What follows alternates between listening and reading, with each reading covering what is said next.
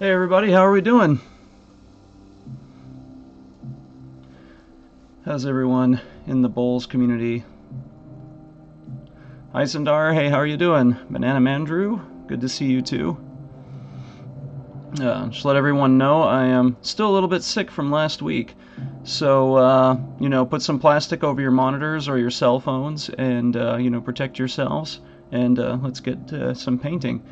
We're going to be working on, first, this young Nephilim from Malifaux.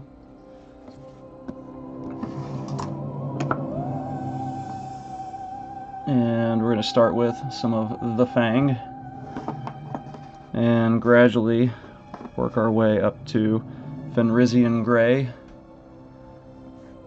And I might add some extreme highlights to that, but we're going to start with this for now.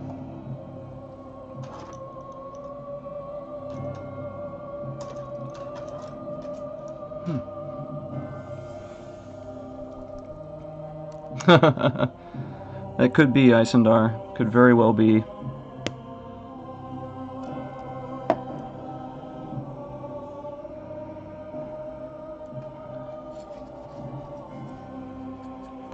Just making sure that I've got a nice even coat here because I did not quite finish all of the base color.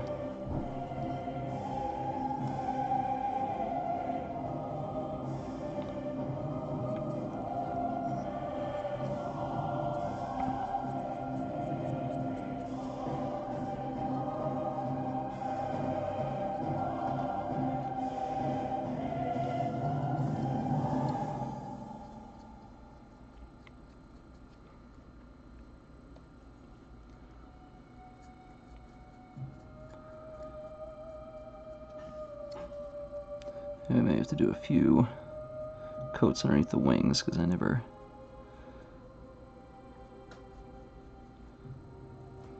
touched those, apparently. But we can get started on the more fun parts while those are drying.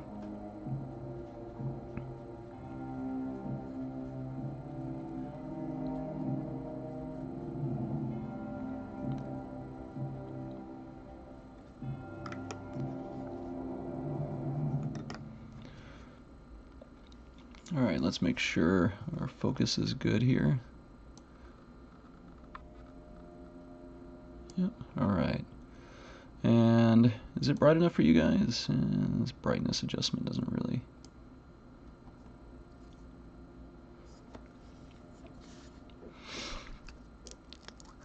Alright, well, let's get started then.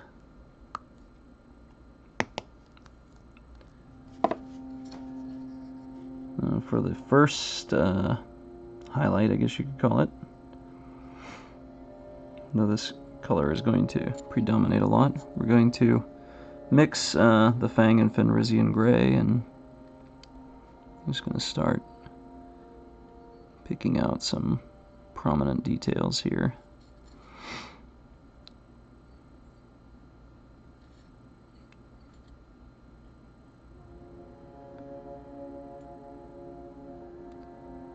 And just all in the front at the moment, because what we're really going to work on right now is the face. We just want to make sure that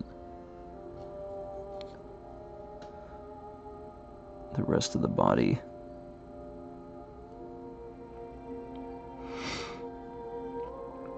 is highlighted just a little bit to give us sort of an idea how it all is going to come together.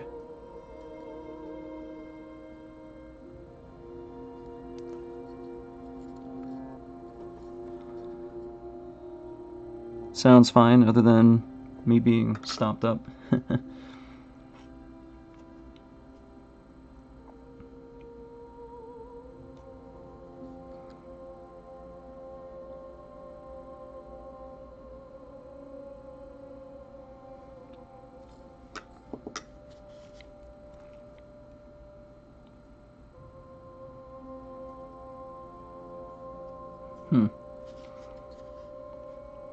I hate those brushes where you have a few hairs longer than the others at the very end.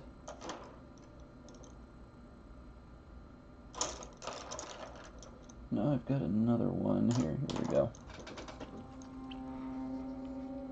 That's good.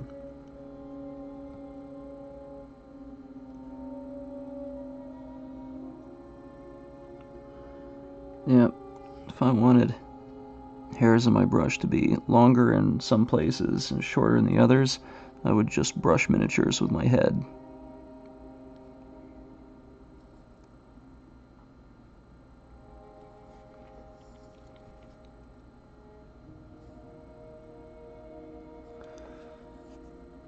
And for this first go around, we just want to get all of these prominent features on the face.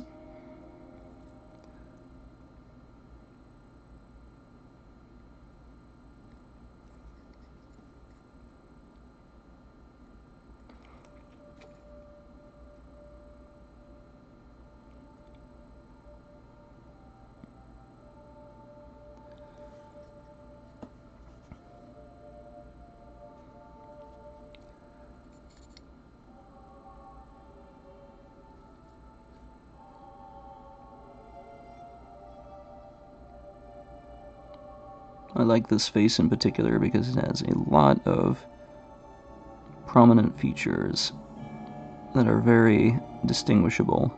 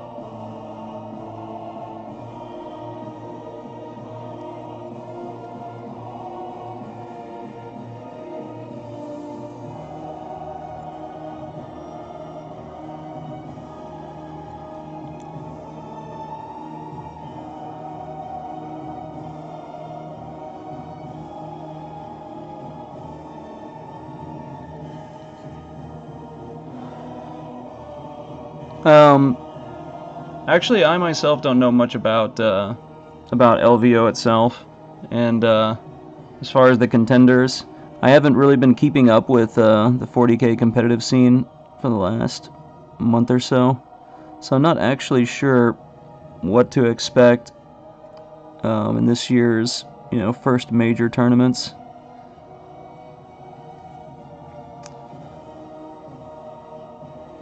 People keep talking about how crazy Custodes are going to be. I have not even gotten a chance to look at the book myself, so...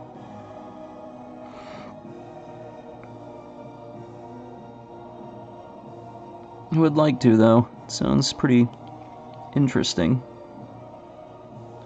And here we're going back with our original base color.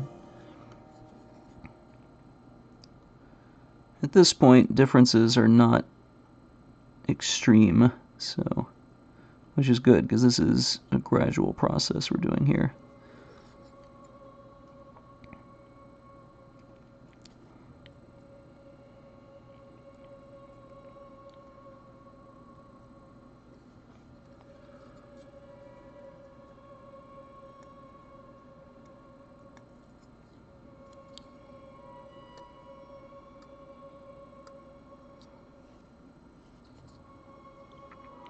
And let me see here, I think we got something to get.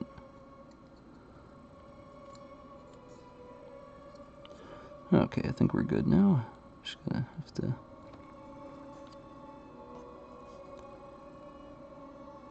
re-highlight that.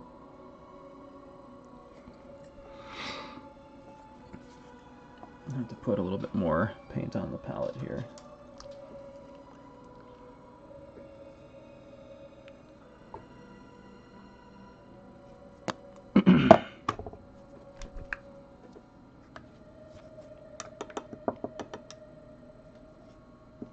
Yeah, I'm the same way, Isendar. I like to know who the most powerful army is and why, but I don't necessarily like to get involved in the competition itself. One, I really rarely have the time, and two, is just, you know, really competitive Warhammer 40k is just not my bag. I certainly have no problem with it being a thing, but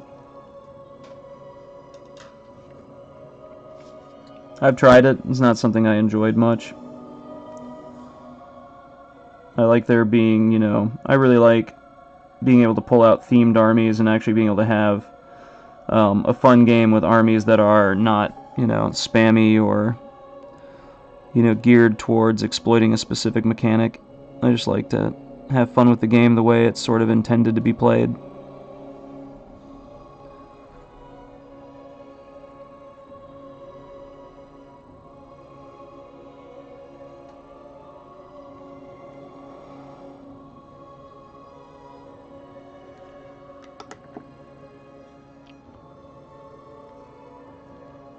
Yeah, yeah. I agree with that. I mean, anytime you play, you're playing to win, but at the same time,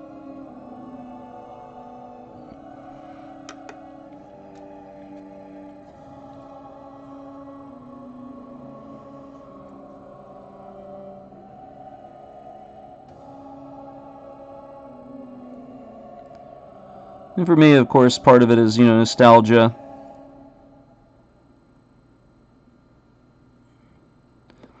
Not necessarily for the old rules of the game, but just sort of the way the game was played at a certain point in time.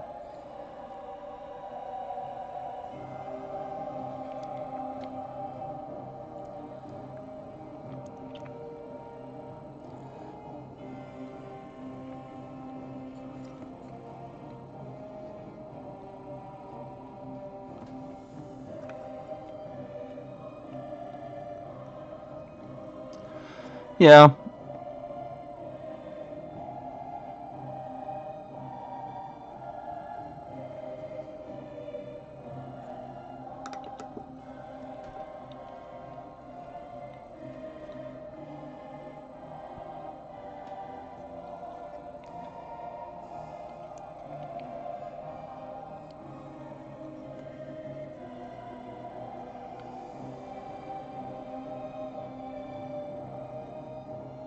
At the same time, I mean, you know, 40k back in the old days still had pretty big issues in terms of balance.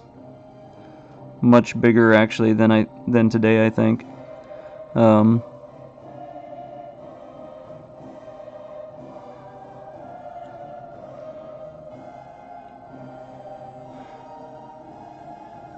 Hey, Kartoffelbauer, how are you doing?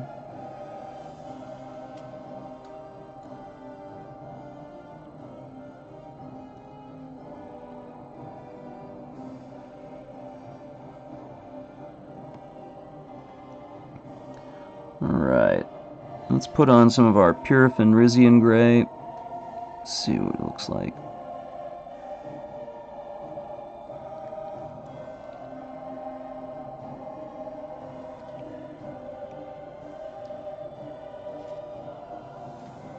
Yeah, definitely. I remember, God, 3rd edition. I remember Chaos just being terrible all of 3rd until late in 3rd.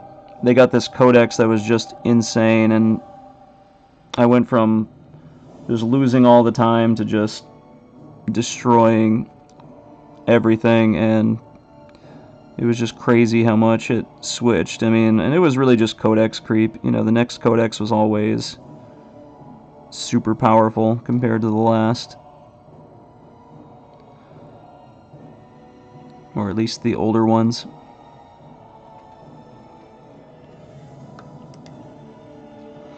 Oh no, Darth man, we haven't even, I mean, we're only 13 minutes into the stream, so we have yet to touch the Death Guard yet for the day, so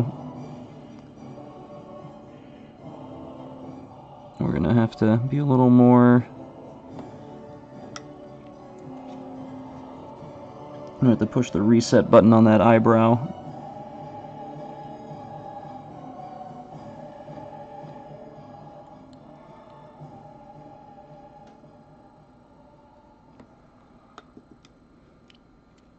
No, we'll be getting around to some Death Guard, though.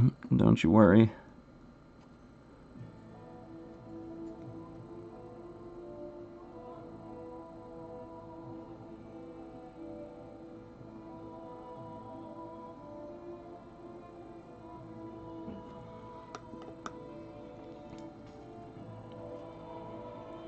Yep, I've been having a lot of fun painting these Death Guards so far. And I think you'll like how they're turning out.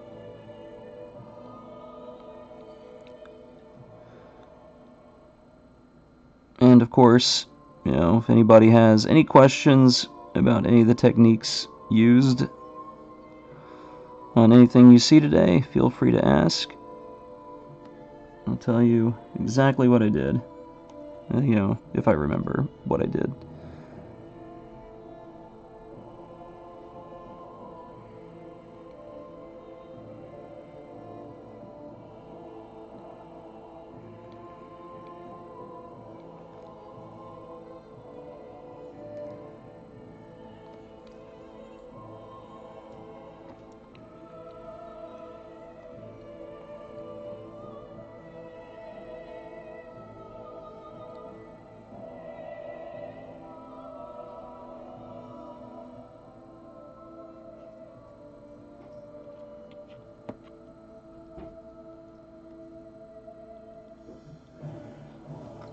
Let me see here.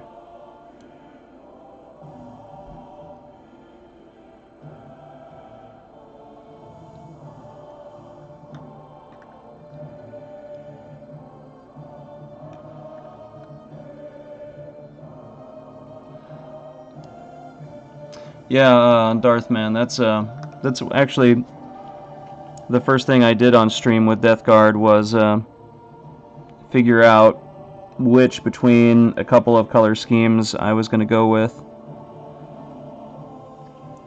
and we decided on white instead of green. But honestly, I thought both the prototypes looked great, and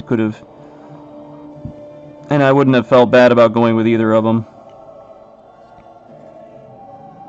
even though ultimately we decided on the white one.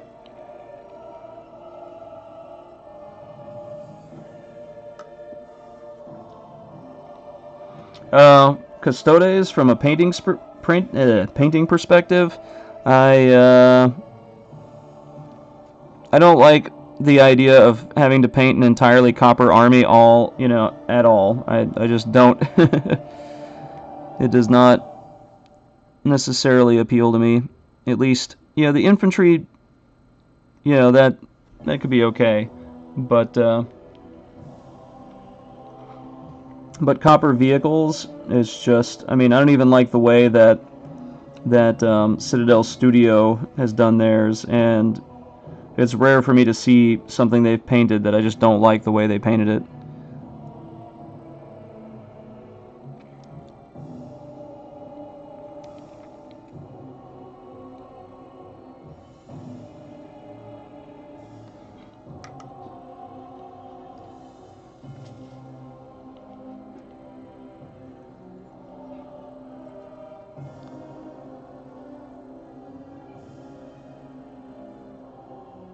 Yep. Well, I'll show you in just a bit what we've done with our Death Guard so far. And anyone who was here last week when I said, yeah, I'm going to finish this other Death Guard guy, so he'll be finished next time you guys come to the stream. Yeah, I was lying again.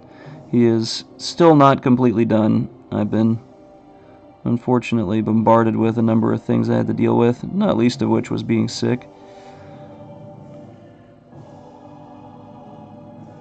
Let's see if we can get a little bit more focus here, get a close look at what we've done so far. Alright. We've done some highlights on the face. Look, we may add some extreme highlights. Why not? Let's see.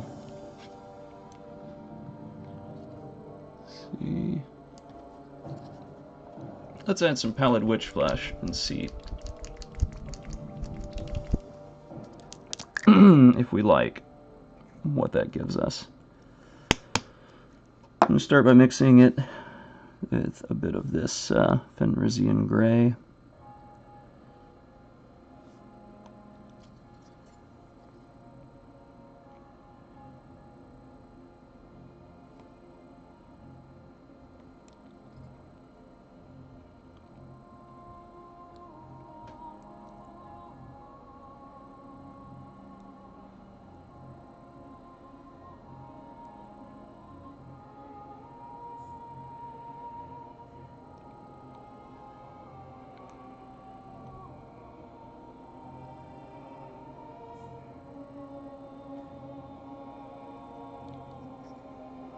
Yeah, I like that.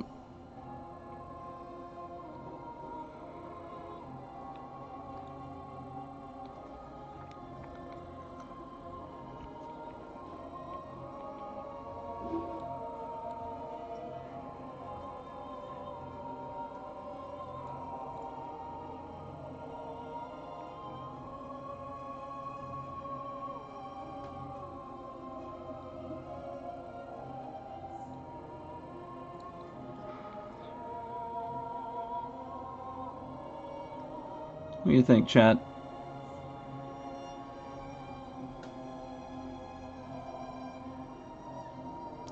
The extreme highlights, we're not going to see as much around the rest of the body. You want to keep the extreme highlights more around the face for something like this. But I may spread them around a little bit, you know, in some places where you might expect to see them, like around the wings and so far, and so on, I mean.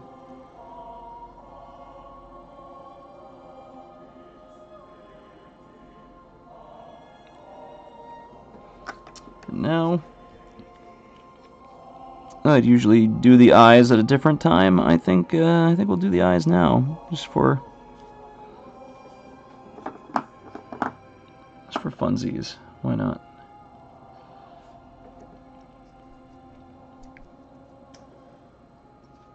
And I'll show you the first one that I did just to mess around with the color.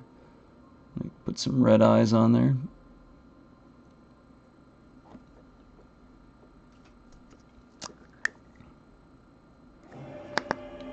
So I'm going to take some Abaddon Black, but I'm going to keep it fairly thin, so I want it to only have a bit of an effect on the eye socket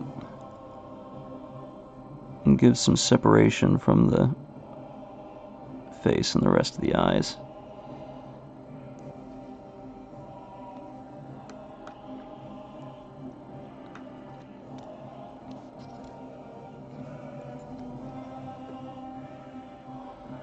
Yeah, I think the red eyes go very well because they contrast extremely well. And then we're going to go with our very standard red progression. Mephiston Red, Evil Sunz Scarlet, Fire Dragon Bright. It's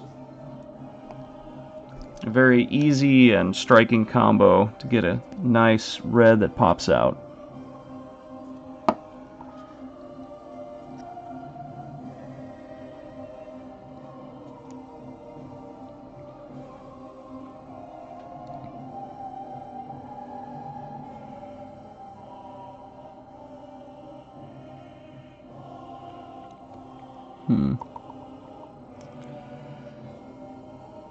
His eyes are actually pretty tiny.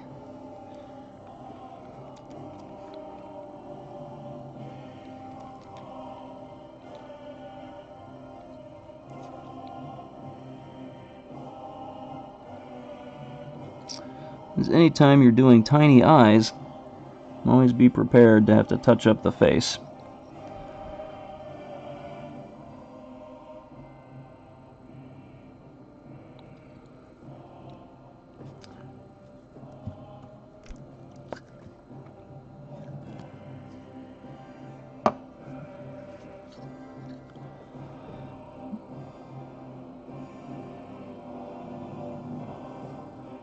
There we go.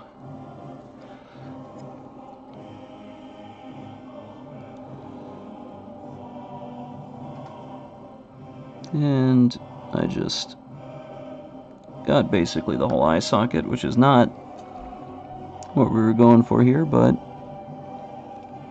something always easy to fix afterward.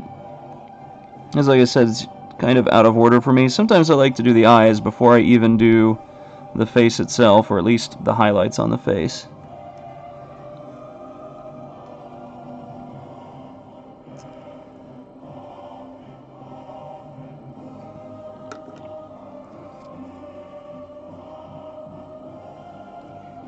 And I'm just making things worse.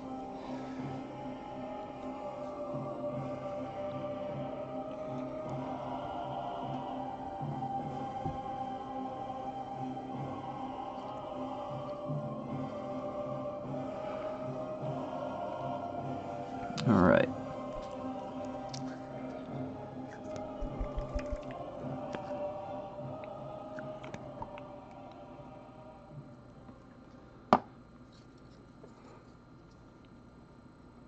Now the highlight, which is actually really just sort of the main color of the eye.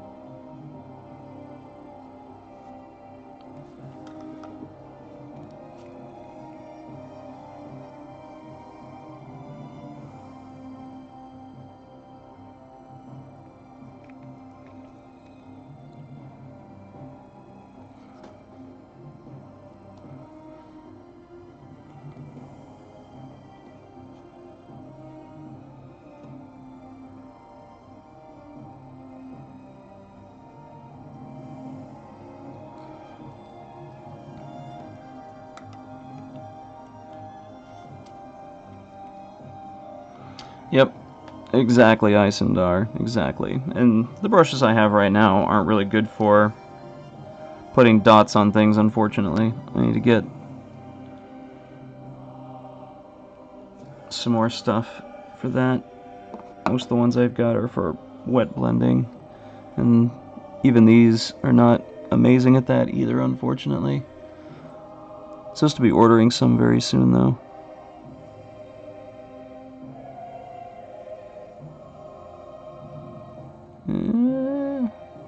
Okay, yep, that's good, at least on the part of the eye where we actually want this. And here we're just trying to sort of highlight the eye. We're not trying to indicate a direction of vision or anything like that. Though if it starts to look too much like that, I may go back and change things.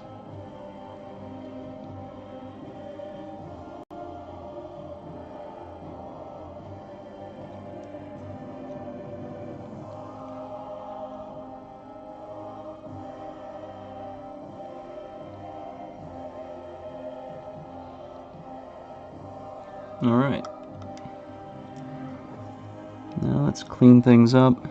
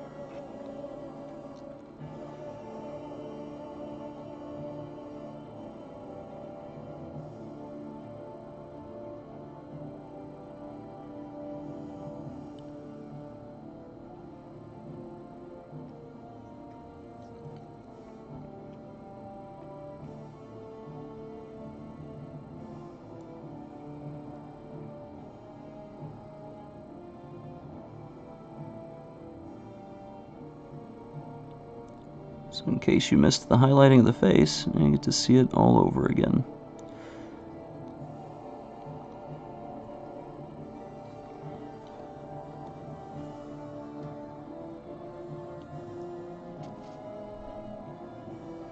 Yeah, yep. You don't really need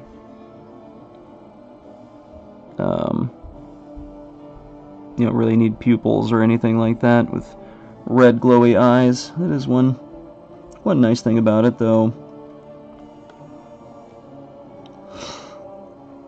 Pupils aren't so bad once you get used to painting them.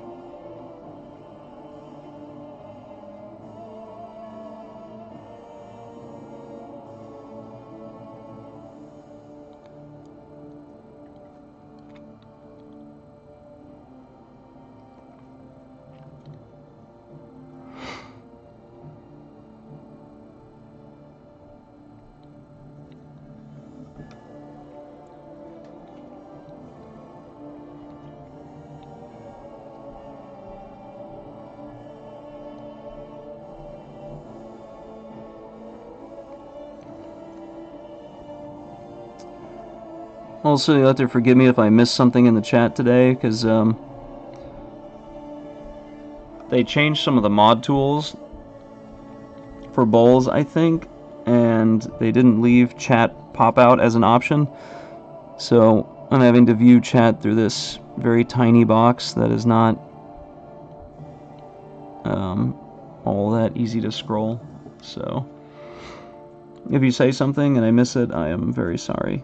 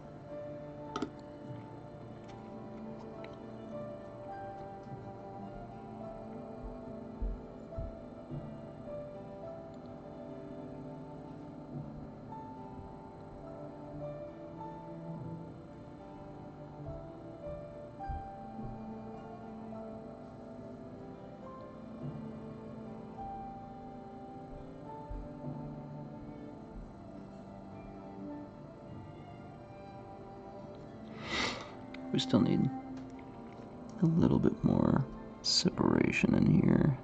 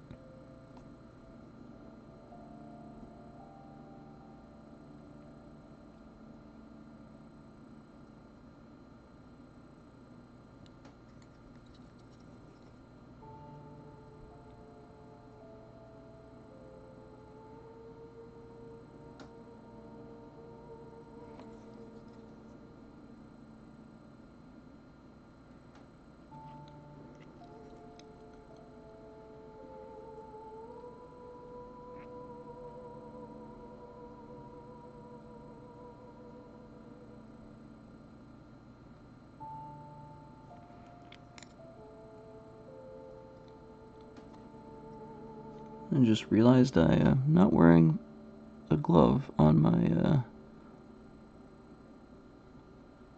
holding hand like I should be.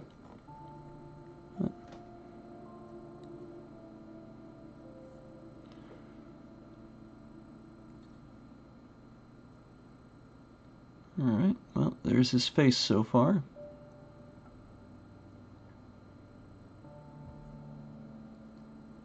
That's a good start.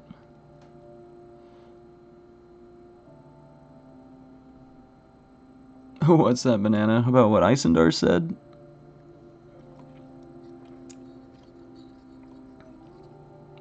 There's no shame in something being easy.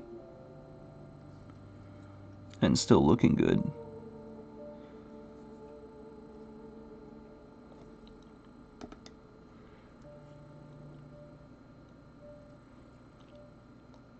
Oh, about not wearing the glove? Yeah, I know, huh? I should be very ashamed.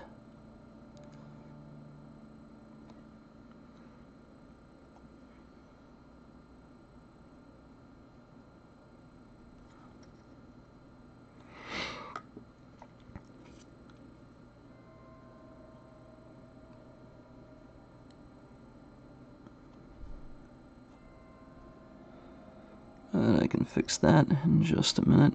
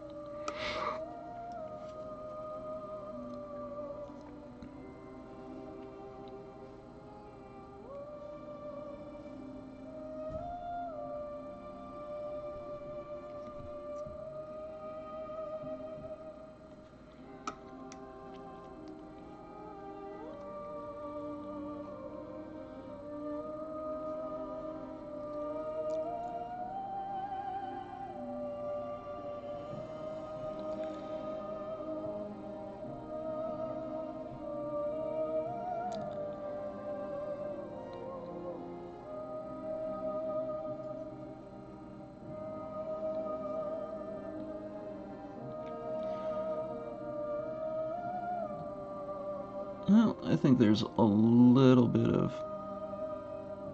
Actually, it looks good on the camera, but I think there's a little bit of harshness that I may need to rectify later.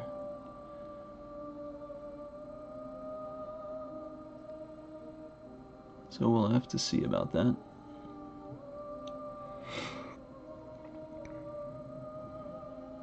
But for now...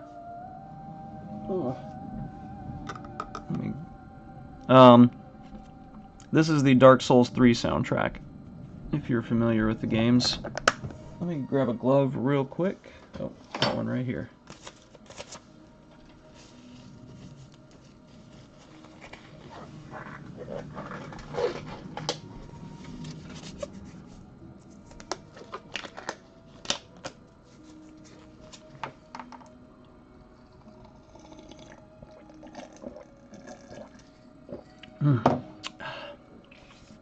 Alright. So, what do people say? Shall we move on to some Death Guard, or do we want to work some more on this guy and start doing the body?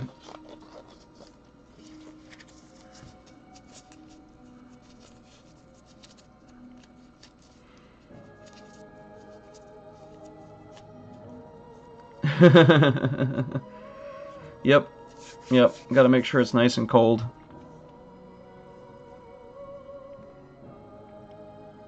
That way your paint precipitates out and you can gather it up at the end. Reuse it. Alright, well, you aren't going to see a whole lot of difference from the last time Isendar. I mean, this is obviously the one that I have yet to finish, but we don't really have anything new to show about what we need to do with it. But I'm going to bring him out here just to let y'all look at where we are with him. I just need to finish painting the horns and the smoke at the top of this one. Now the smoke on the axe is already done, so you have an idea what that's going to look like.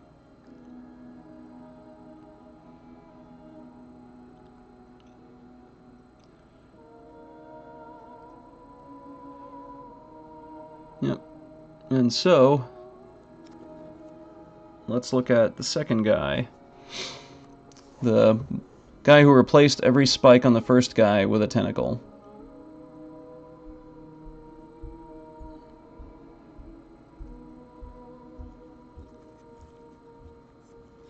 We still want to do some highlighting with the tentacles, but I want to wait until I'm finished with basically everything else except touching up the armor before I do that.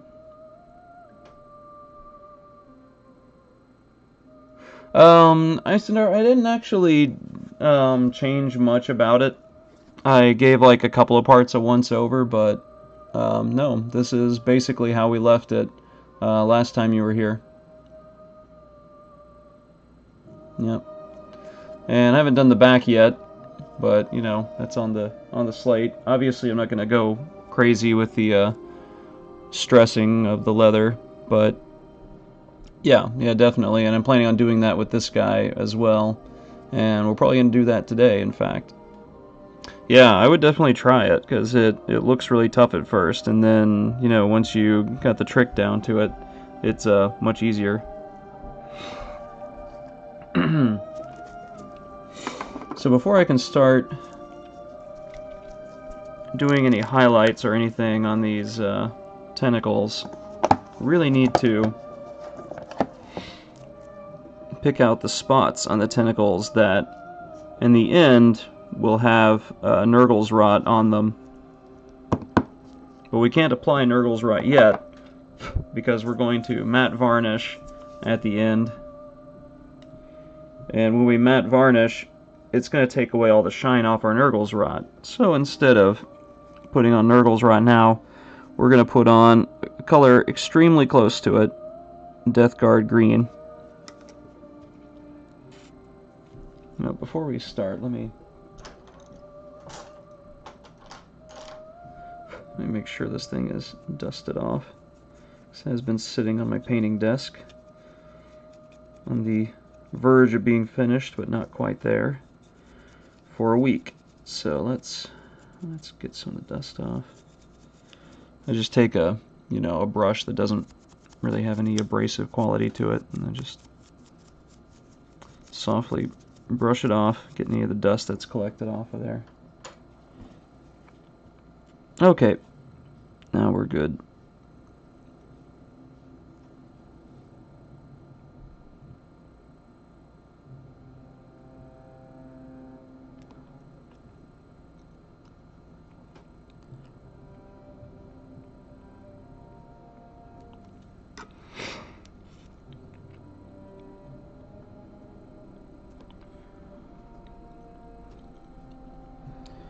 And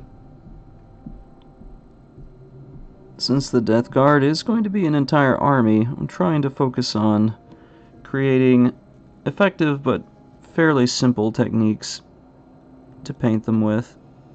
It hasn't always worked out that way, but there's still some experimenting and some techniques I haven't used a whole lot myself involved, so as I get better with them, we'll get these guys banged out faster.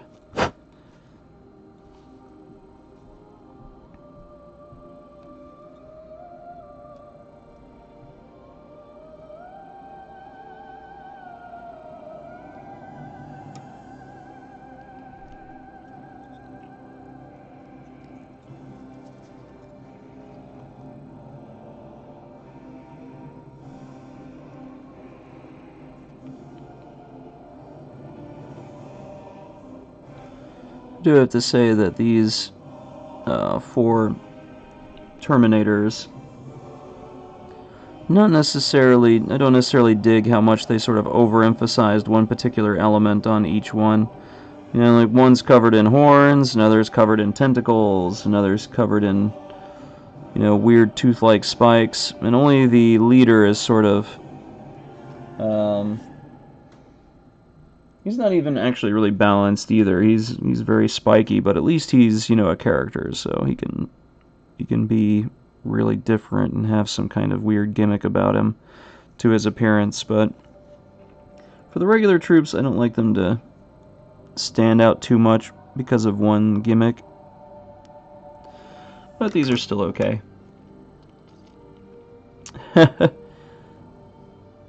Well, you can keep 999,999 plus 2 of them to yourself, Isendar.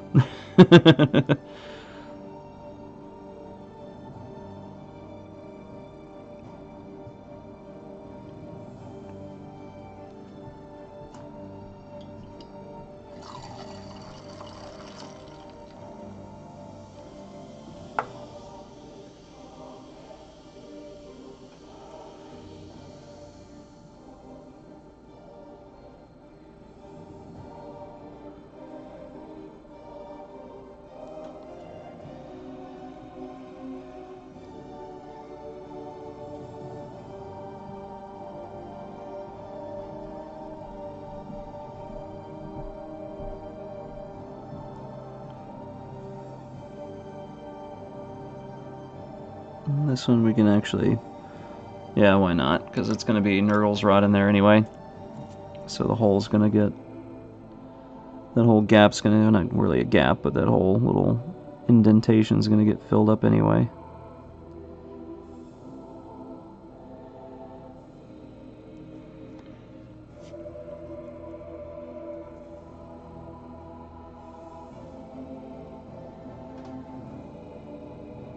Oh, and if you have any questions on how we did the armor or anything like that, you know, feel free to ask anytime. We'll show you the other prototype, which ultimately decided not to go with the green. I really do like how the chipping turned down on it, but in the end, I decided to go with the white.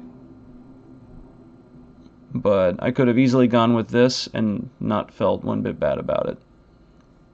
And it's using the same technique, just as easy to do, except probably slightly easier because it's not white. But the ease of the technique itself is the same.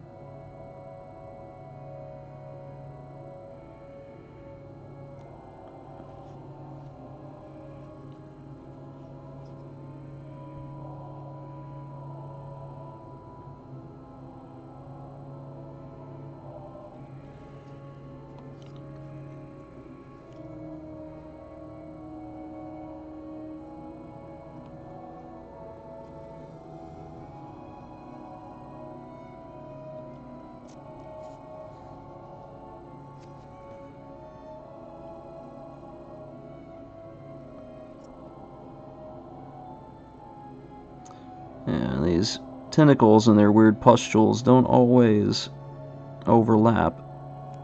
There's some places in the armor you see here where you'll get one where it's not entirely obvious that the tentacle should be there. Unless you sort of... I decided to keep the tentacles and the armor distinct from each other in the end.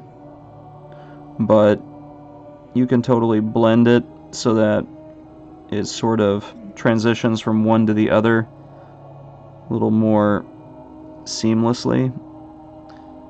Ultimately, I decided to make it sort of a hard transition, like the tentacles are just like masses that are either attached to him or, you know, growing out of him, but still separate from his armor itself.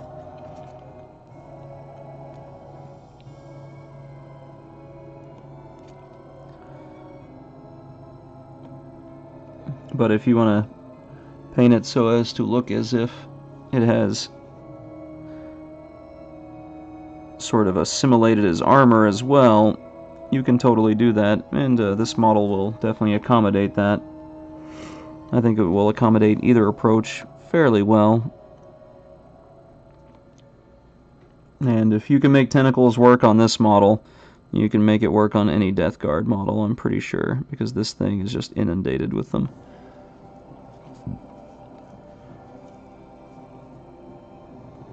Oh yeah, I could see that.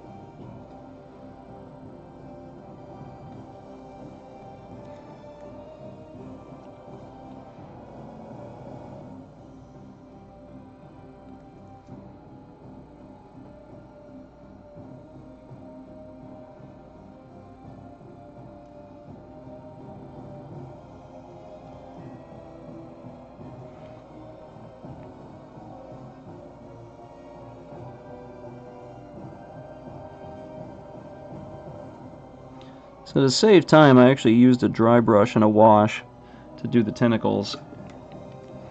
And that's why I have to do a lot of cleaning up and touching up at the end. But it's still faster than trying to go from the base color and highlight all the way to the extreme highlights, especially when you have to do it for this entire body. When I do something special like Mortarion, I may take more time. I'm not sure how many tentacles he's got on him though, if any.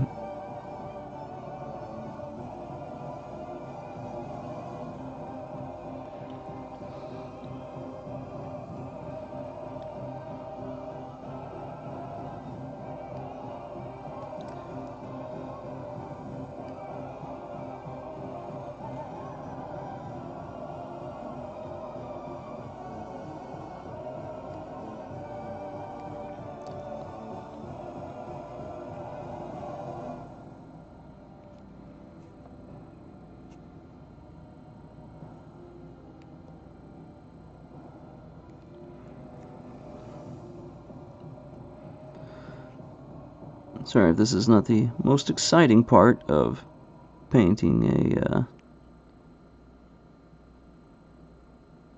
Death Guard mini. It's we're playing Whack-A-Pustule right at the moment.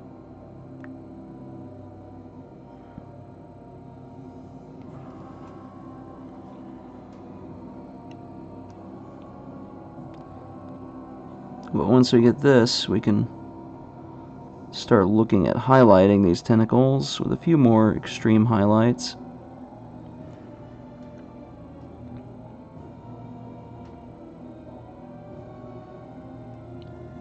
And then we can do the tabard, and we'll actually be very close to done with the model at that point. At that point, the only thing left really is doing touch-ups once we finish this leather part up here in the front. Really, all we'll have is just checking over the model and doing touch-ups anywhere that we think things might have gotten messed up. And there's actually a lot of places I need to do touch-ups on this model. So, places you might not actually be able to see very well on the camera, but I can see them. Oh, thank you, Pen and Paper Boy. I appreciate it. Yes, he probably does. He probably does have a name for every single pustule.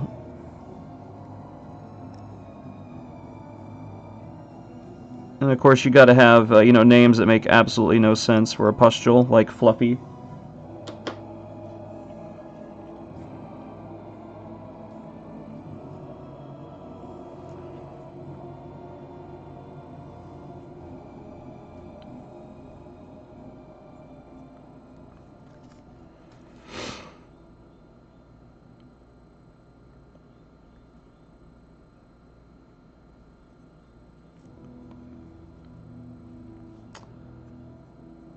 So he goes into battle and gets a tentacle blown off. And Fluffy's flying away, slowly vaporizing on the end of this tentacle, which got blown off. And he's like, "Yeah, Fluffy, don't worry about me. Just think about me in your dreams." That's the relationship he has with each of these pustules.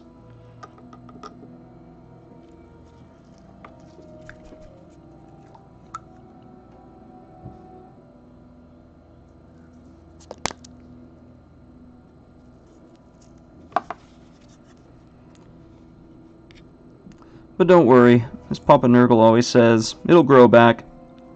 It'll grow back even more disgusting than it was last time. So really, the story of tragedy is really just a story of renewal.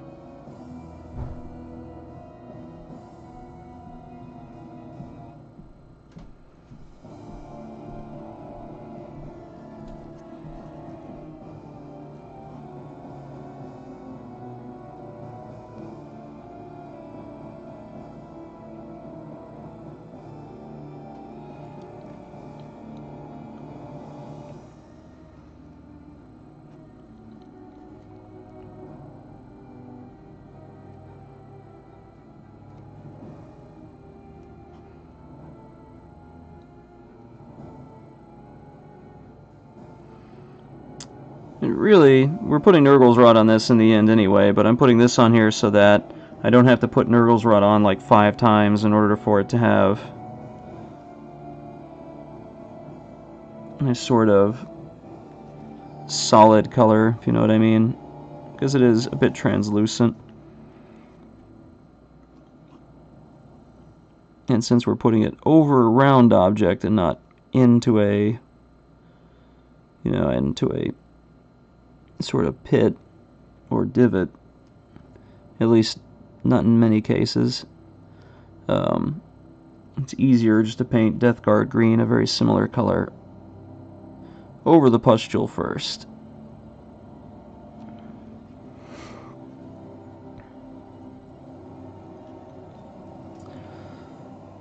Alright, looks like we're almost there.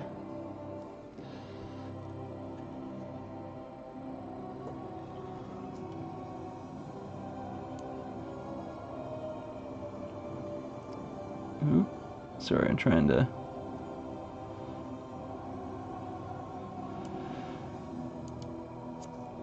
Yeah, Chaos, definitely be inspired, because if you want to know how to do any of this stuff that I've done here today,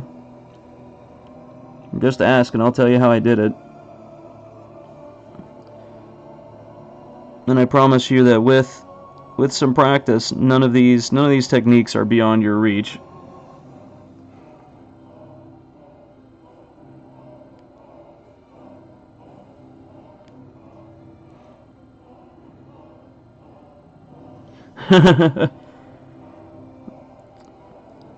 I just don't have enough, though. I am not, like, what I would categorize as an amazing painter. I'm decent. I can do a good job. And I can show other people how to do a good job. But I don't consider myself world-class. I've seen those people, and I've seen what they can do, and it's just pure insanity. But me, I like to have fun and enjoy it.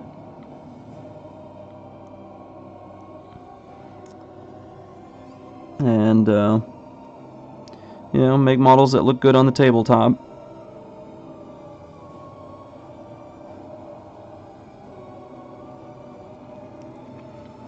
And, I mean, like I said, just a moment ago, there's really not anything I do here that somebody else can't do, unless they have some kind of physical limitation. But there's no technique here that requires any kind of special skill in order to execute it.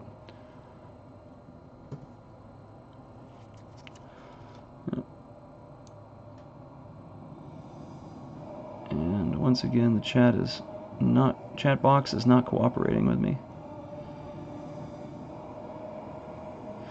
Yeah, and that is definitely one skill I have not perfected chaos. I have not perfected patience. Because I can make, I can take a model that looks like it takes a lot of patience and paint it, yeah, but it's going to take me like 4 weeks to do it. So I am certainly not immune to having a lack of patience occasionally, or often even. And that's one of the reasons why I like doing this stream, because it forces me to sit down for a couple of hours every week and make sure that I'm actually painting something.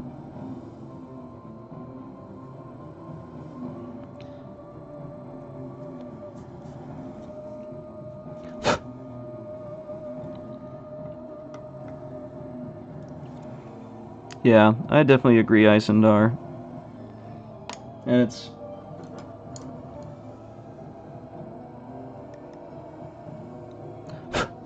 definitely not a given. I'm certainly not what I would call a terribly patient person.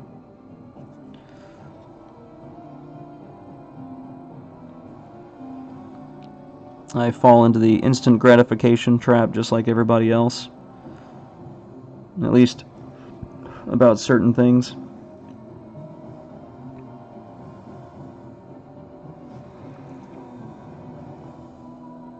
You ask me about planning my future. Okay, yeah, I'm extremely careful and patient about things like that. You ask me about planning for lunch. Nope, no patience whatsoever. Just like, pick something, let's go.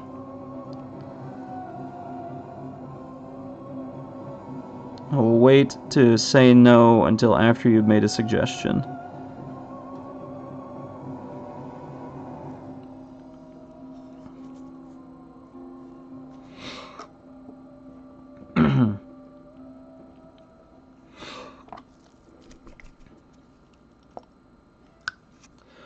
Oh man, last time I rolled the dice, it's been a few months actually. Well, for 40k anyway. Last time I rolled the dice for a tabletop game was actually 2 weeks ago, week and a half ago actually. And I'll be rolling the dice again tomorrow. But that's for a Team Yankee League I'm doing right now.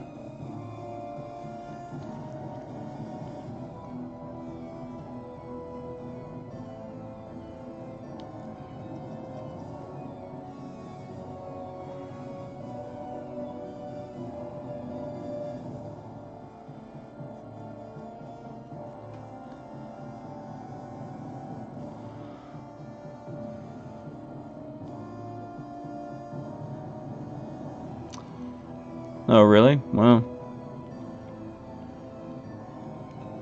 Well, what are your other armies besides Death Guard?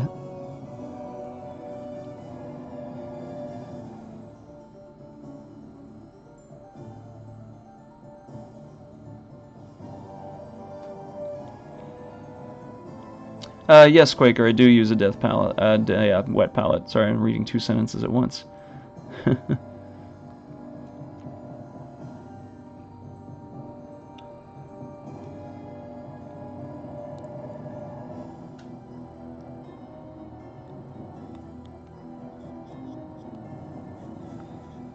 Yeah, so you want to see, this is my wet palette right here. It's just the, standard yellow wet palette sponge, and then, just wet palette paper over it.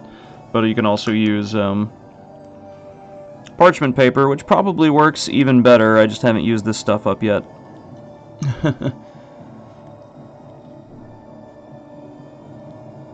Yeah, from what I've seen, though, Blood Angels should be pretty good.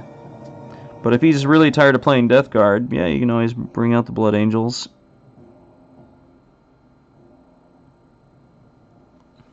What does he play again?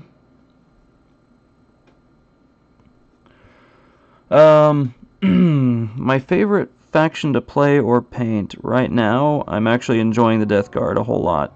I haven't actually gotten to play them, but I do like sort of the numerous synergies that you can bring out that can be a whole lot of fun, if you bring out particular characters. Like like the Biologist Putrefier, etc. That can sort of change the capabilities of your base Death Guard. I kind of like that mechanic, and I do want to, you know, play those sorts of mechanics when I finally get this army up and running. But I actually only have a minimally functional army with the number of models I have right now. So until I get some more, that's probably gonna have to wait. But that's okay, because it's also taking me forever to paint them. So flesh mowers, yeah, those do sound pretty nice. Look at their stats; they're pretty rippy.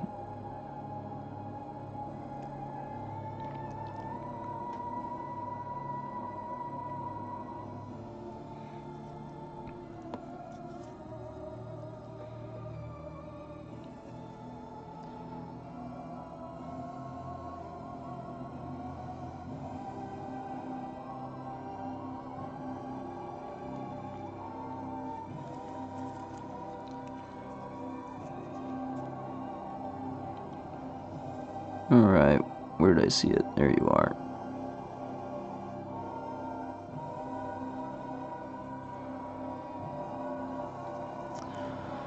Alright, let's give it a once over. Oh, yep, there. Still pustules. What needs some greening?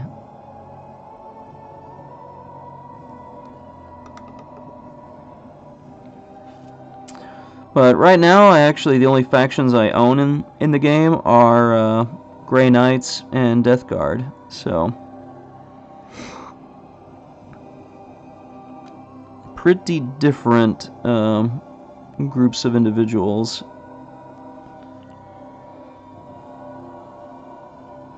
But, you know, they have similarities as well.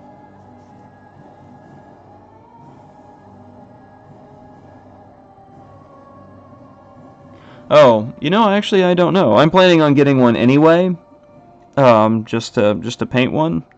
I don't know if it's good or bad, and usually my first copy I buy of a model doesn't really rely on whether or not it's good in the game. And then, you know, if it's good and I actually like using it, I may get more of them. Maybe. I don't know. I don't like to spam units if I can help it, though.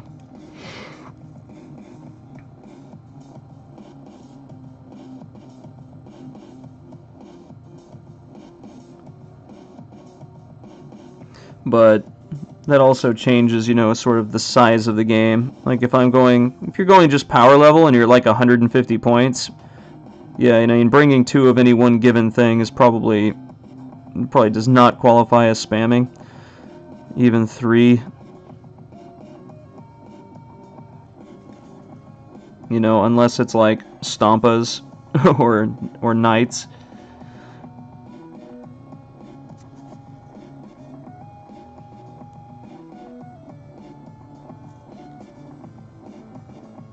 Alright, I think we have indicated the locations of all our pustules.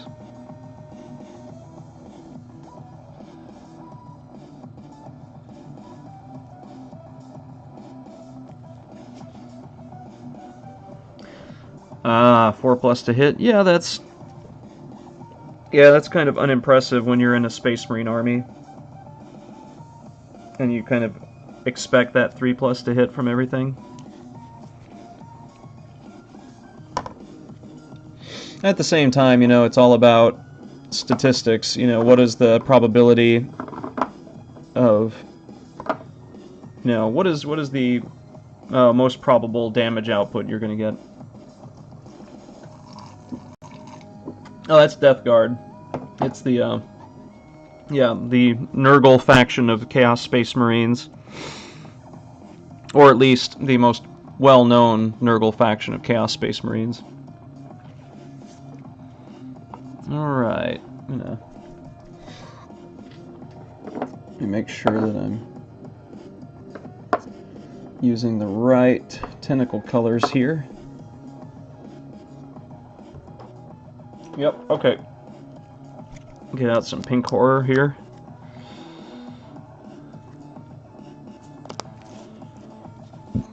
Your easy go-to for very pink, fleshy things.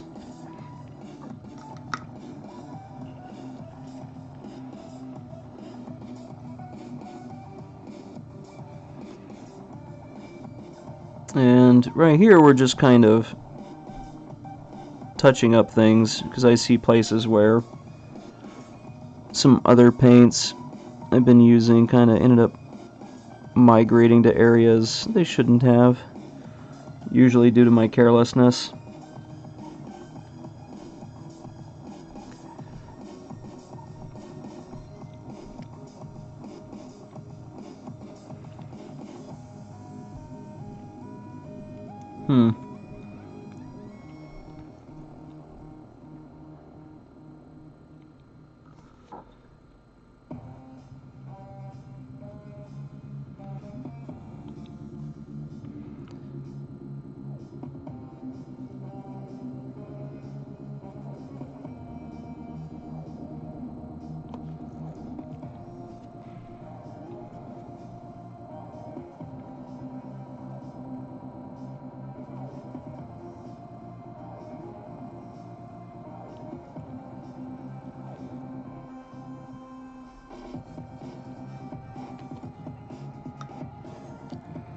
Also, we might just occasionally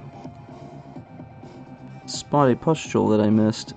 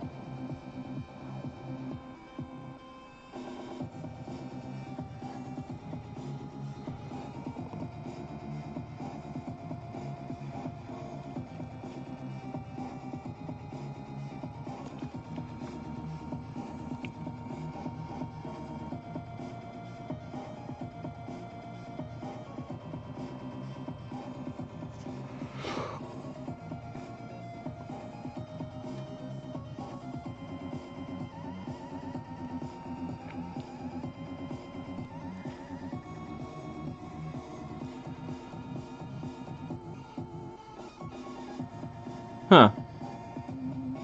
Like, they FAQ'd it?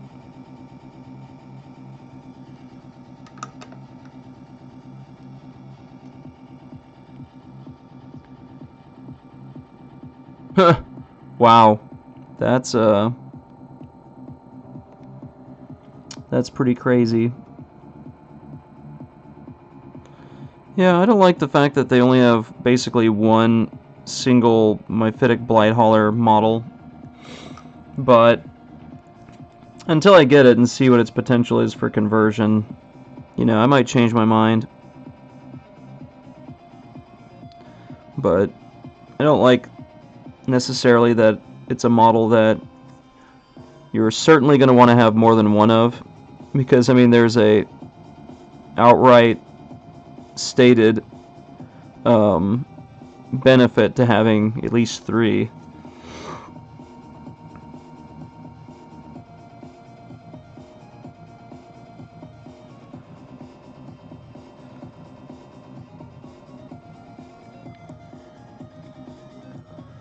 But at the same time, they're definitely a cool model, and I definitely want to get a few of those.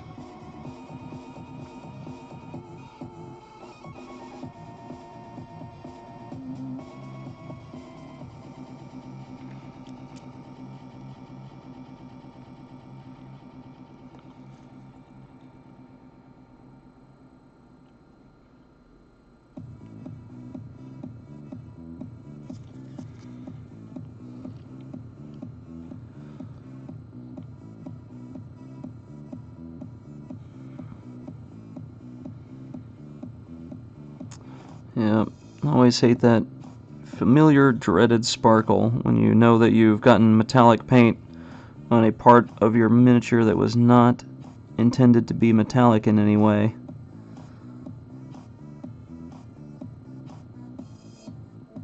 No, no, no. Your Death Guard should not sparkle in the sunlight. Should not happen.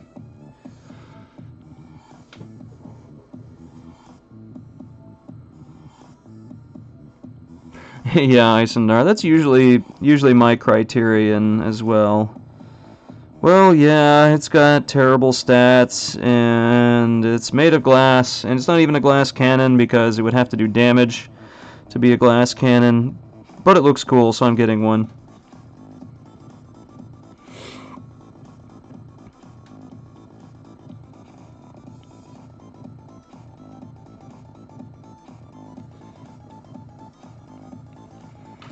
I haven't even gotten to look at the Demon Book yet, but there's some cool stuff I saw when they did that battle report. I think it was against the Eldar.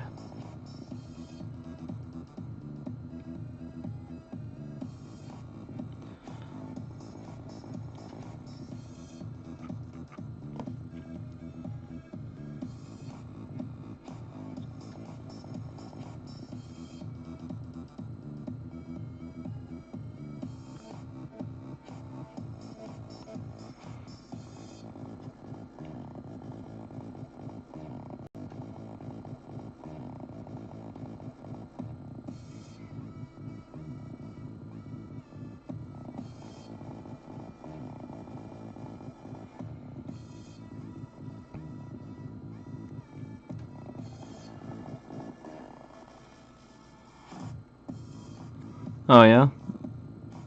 I still remember a time when Chaos Demons didn't have any shortcomings, really. They just sort of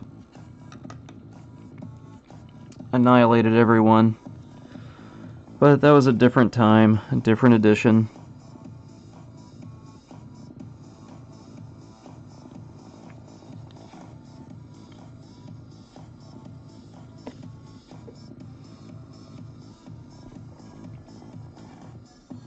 Yeah.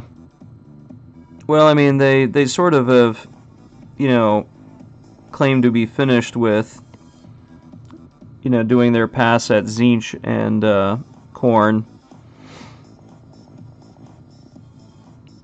Though there are some things we all know are lacking in the Khorne arsenal currently, like, you know, Khorne Berserkers that don't look like they were made 20 years ago, because they were. Yeah, we definitely need some new Khorne Berserker sculpts. They are showing their age quite horribly now, and they really need some relief. And they need a shift change. Bring in some new guys. But maybe they're just waiting until the new Abaddon model is done, right? Oh, they were great for their time. They were actually one of the first truly multi-pose kits they came out with. So I remember getting them, you know, sort of like the day they debuted. And you know, they were awesome at the time. And you could do so much with them back then. But now they're, you know, compared aesthetically to everything else that GW is doing lately, they just don't fit in anymore. They look old and like they look so old compared to everything else that it hurts badly. So, you know, they need new models. And that's it, you know. Yeah, if they do them anyway like they did the Death Guard, oh man, you can bet they're going to be amazing. But I mean, GW rarely misses the mark nowadays.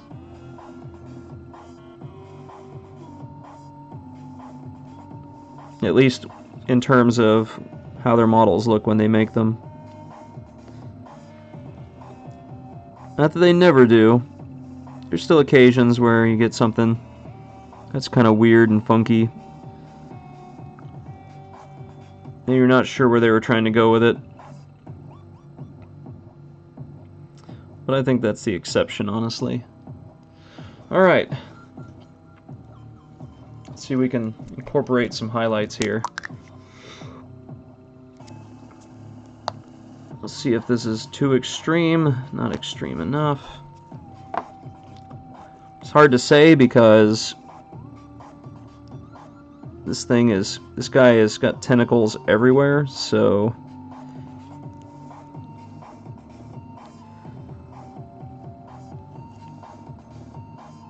highlighting all the tentacles as you would for a single miniature may not be adequate. Well, and not a single miniature, I mean a miniature that has only 1 or 2 tentacles. Let's put it that way. You would probably highlight it differently than you would on a model like this, which has just got tentacles coming from every direction.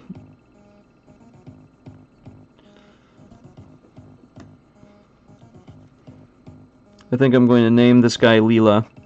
If you ever remember the episode of Futurama where Leela turned into a tentacle monster. Yeah, and they're, supposedly Slaanesh is going to be the next thing that is going to get some love.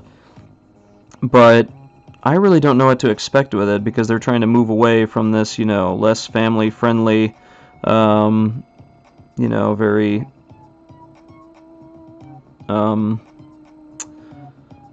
trying to find the word that encompasses it correctly. Let's see. Alright, we know what Slaanesh is. I don't even need to come up with a word for it. And we know why family-friendly is a problem for Slaanesh. So, we'll just leave it at that, Leave it to your very ripe imaginations.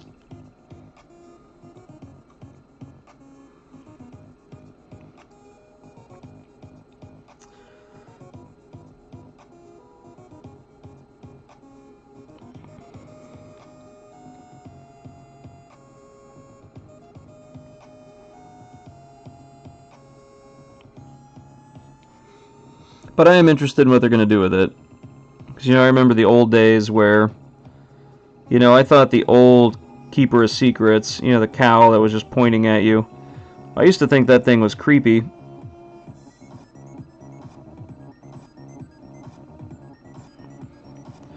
And, since then, they've gotten more,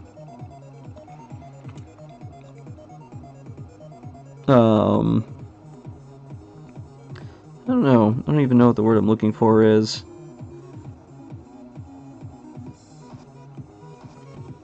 Let's just say they've gotten less scary and creepy.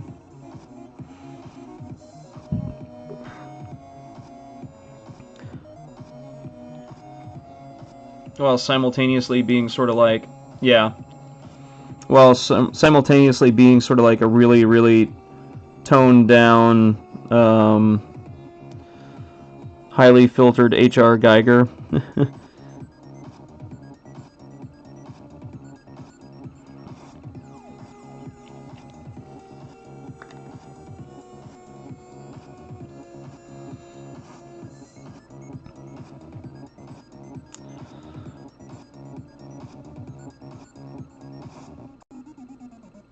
But, I mean, Slaanesh is what Slaanesh is. So try as they might, I don't think they'll ever really be able to change that.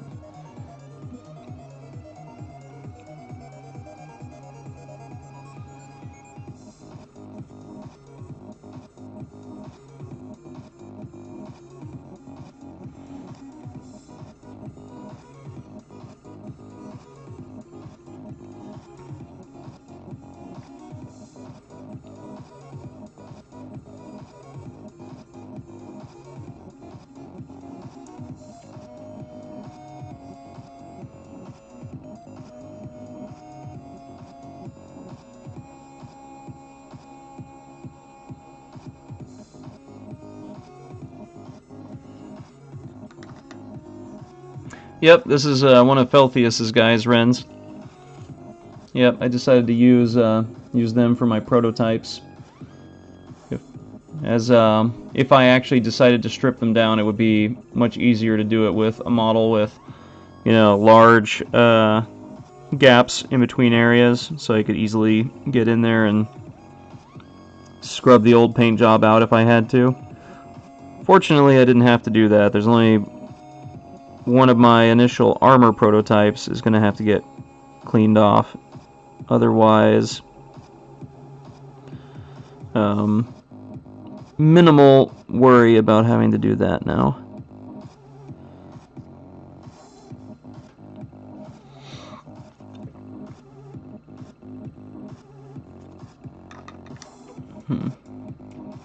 We're gonna just glaze this a little bit, because I think this highlight's just a little too strong for this part. So we're just gonna glaze a little bit of the pink horror over that. There we go.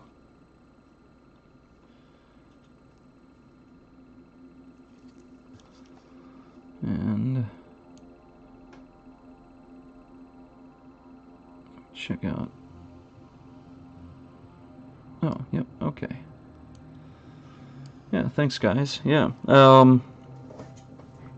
Yep, I think it's turning out well, and as I said, you know, and I say many times throughout the stream, if you have any questions about how I did any of this, you know, feel free to ask. I will tell you exactly what I did.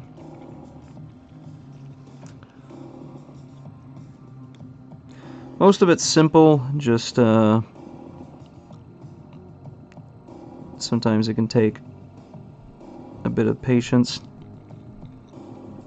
to get it done, but nothing particularly difficult. Just can be time consuming, can be, not necessarily. However, several techniques are not, and can be incorporated pretty easily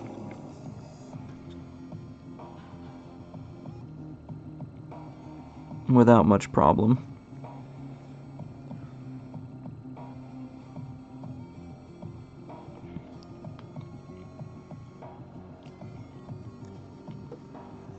Yeah.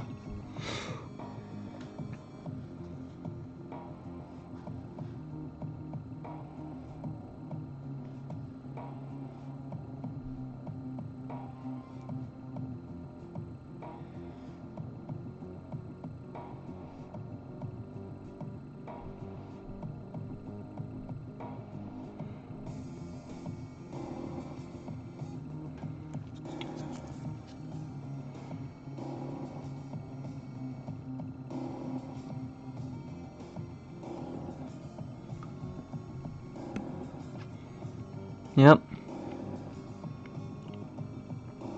Of course, then you don't know, you know, which is more concerning, the parent who will not let their child play 40K because of Slaanesh, or the you know, parent who also plays 40K and tells their child, you must play Slaanesh. Don't be a wuss, boy. Get out them perverts and go kill some Imperials.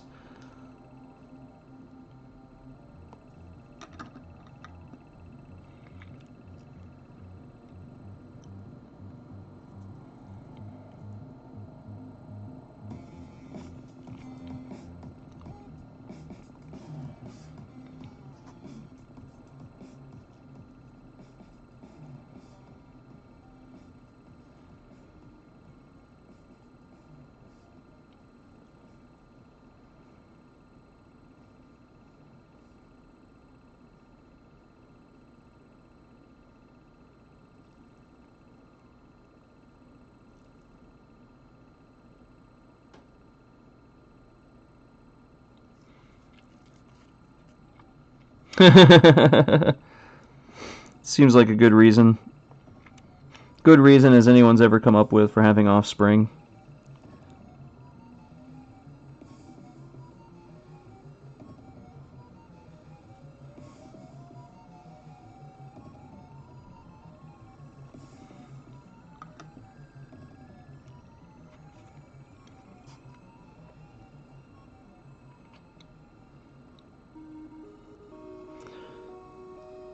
And here I'm just... Oop, need more paint. Just taking Cadian Flesh Tone and adding it as sort of an extreme highlight.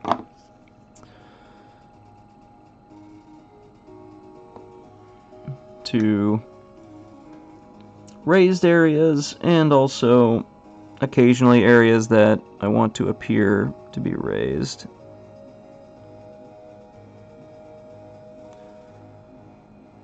Because these tentacles actually do have ridges as part of the model, but they're not terribly visible.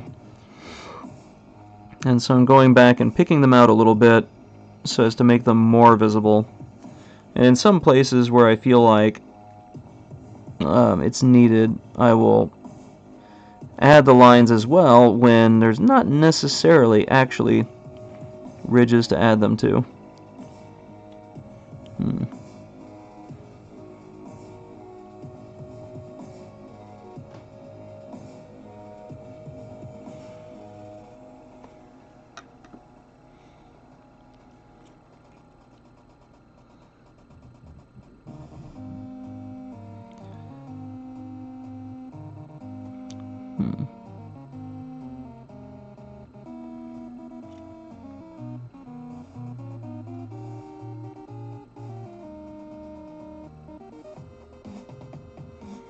So I'm adding a few here, but it's a little strong. So I'm gonna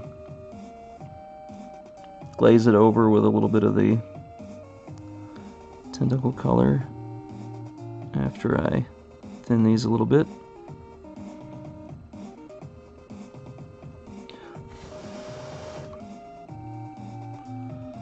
Now just give it a little glaze with Pink Horror.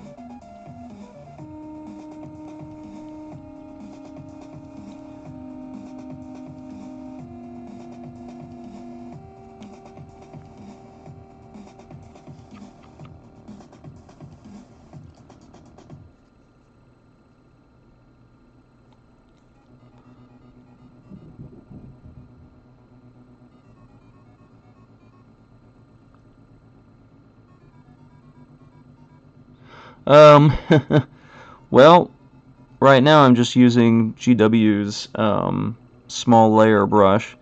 It's not my preferred brush, honestly. But yes, if you want sort of superior performance out of a brush, unfortunately you are going to have to pay a pretty decent amount, not insane, but the brushes I'm looking at getting right now, Raphael 8404s, are one of my favorites, and they are currently just over $14 a piece, and that's pretty much everywhere you go right now. I'm not sure exactly how much Windsors and Newtons are at the moment, but I mean, you compare that to a GW brush. You can get 2 GW brushes for what it takes to get one Raphael 8404,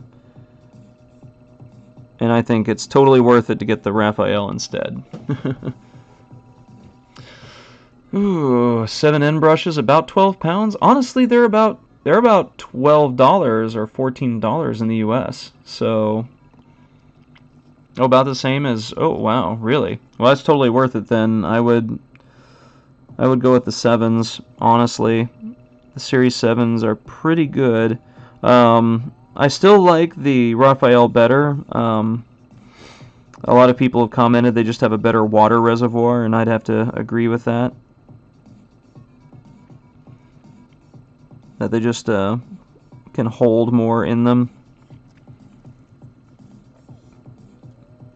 And you can take one of those and you can paint actually fairly small details with a brush that's just a 0 size.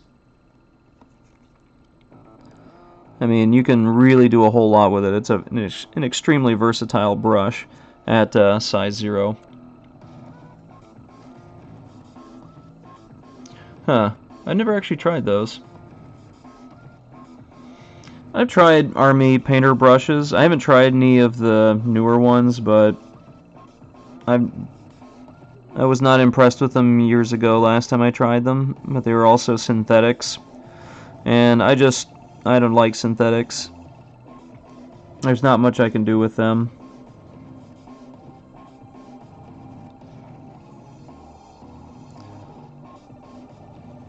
And yeah, the Kolinsky Sables definitely makes a big difference.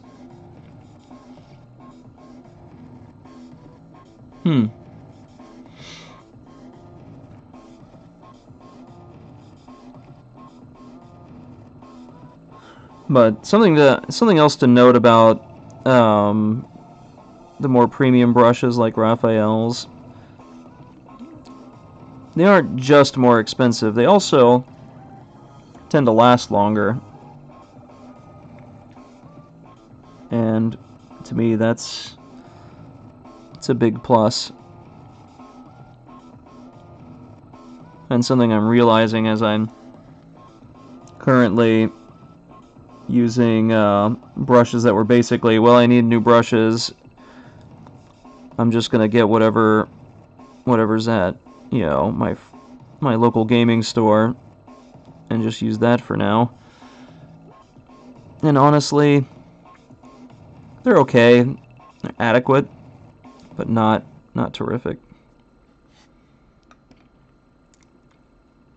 You can get things done with them, but they're definitely not competitive with really good brushes.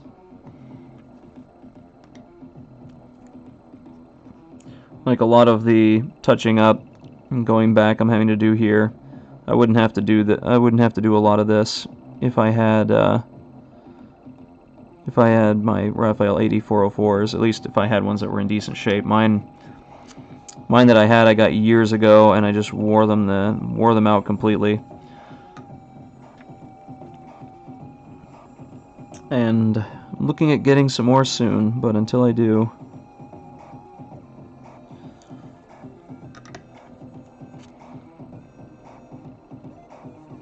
the show must go on.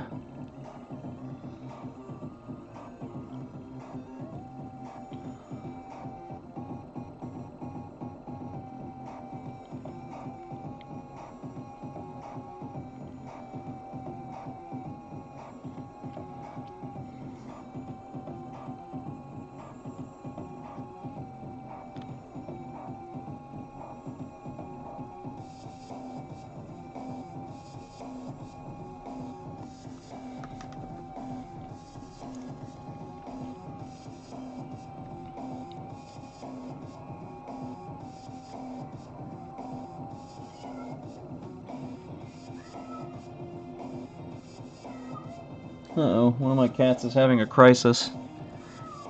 If you can hear him. Or her, rather.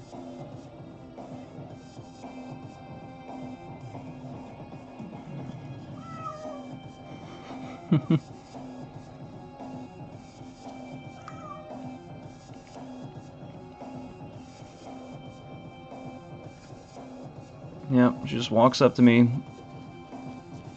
What brush care do I use? I just use the same old brush soap everybody in the whole world uses. You know, I think there's just one tin of brush soap in the world, and everybody just keeps handing it to each other.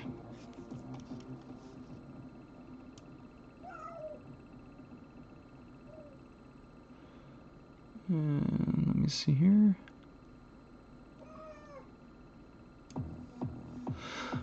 I think one thing important when you're trying to take care of your brushes is make sure you don't get paint into the beyond, what is this called, the ferrule? I can't remember, but you don't want it to get into this area. You want to keep it out of there, because once paint starts getting in here, that's when your brush will start to wear far, far faster than it normally would. Yeah, the ferrule. There you go. And because once paint gets in there, it doesn't come out very well, and it sort of stiffens the area around there and makes it far more likely that hairs will just start falling out. And that's really what sort of spells doom for a lot of brushes.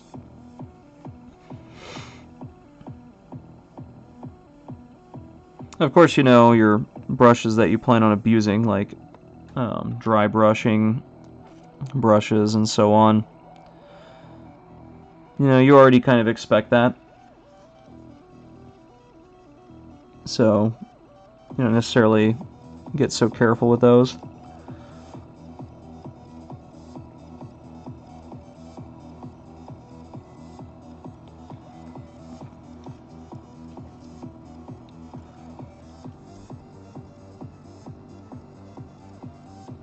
Yes, I will do that occasionally. I try to avoid doing it with my really good brushes because it will dry out the remaining hairs, because it will tend to strip the oil off of them.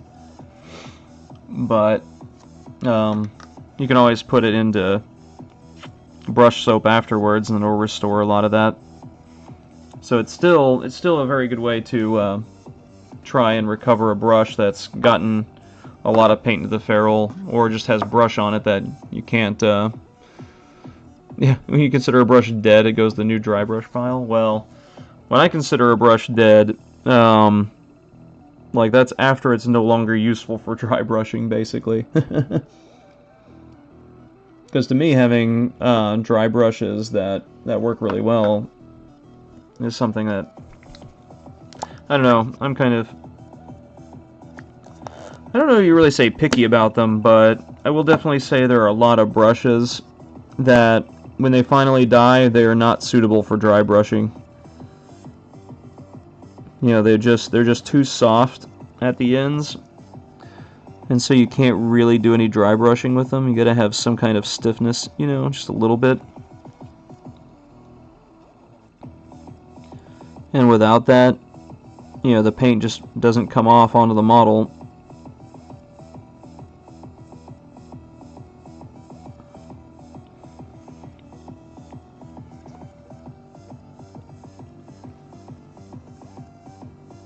No, it definitely won't. In fact, you know, when you're using the alcohol, you may even lose a few hairs as the old paint is coming apart. But even then, you know, it's still better than leaving it like it was.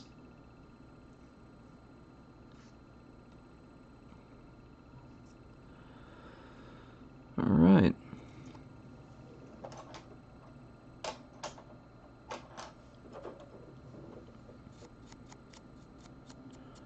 Starting to accumulate a little dust here.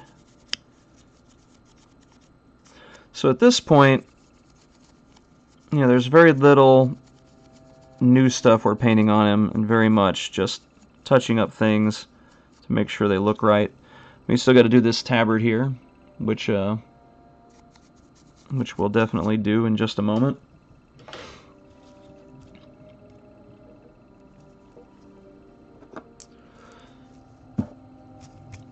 And I need to get out my notes, make sure I get just the right paints for doing that, because we do not want to use the wrong paints.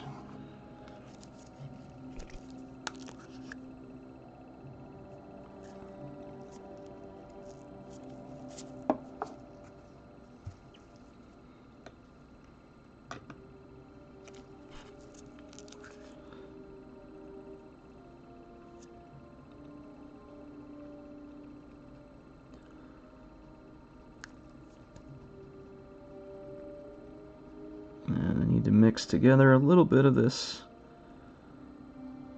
Mournfang brown. I say mix together because I need to add some dryad bark to it. Because originally, the chipping color you see underneath was from the Mournfang brown spray paint. And the Mournfang brown spray paint comes out just a little bit darker than the bottled version of Mournfang brown. And so, oh man, that dried way faster than I was hoping it would. It's also a bit lighter than I want it to be, so we're just gonna erase that. Nobody saw anything. Add a little bit more dryad bark here, darken it up some more.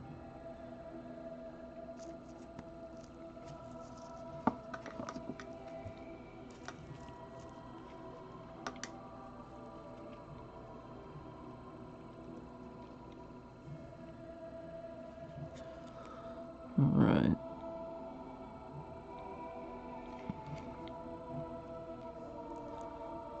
We're just trying to create some separation in the armor plate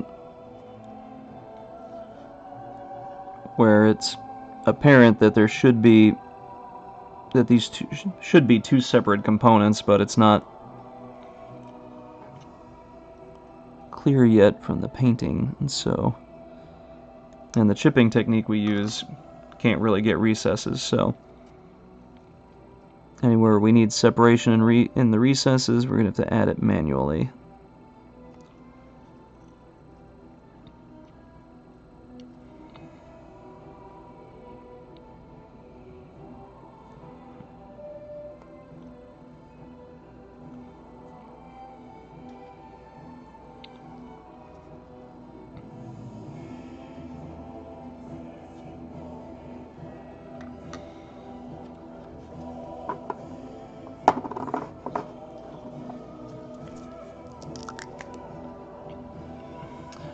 Yeah, I definitely agree, Isendar. I do not do synthetics. I won't even dry brush with them, honestly. The way they hold paint is just not good.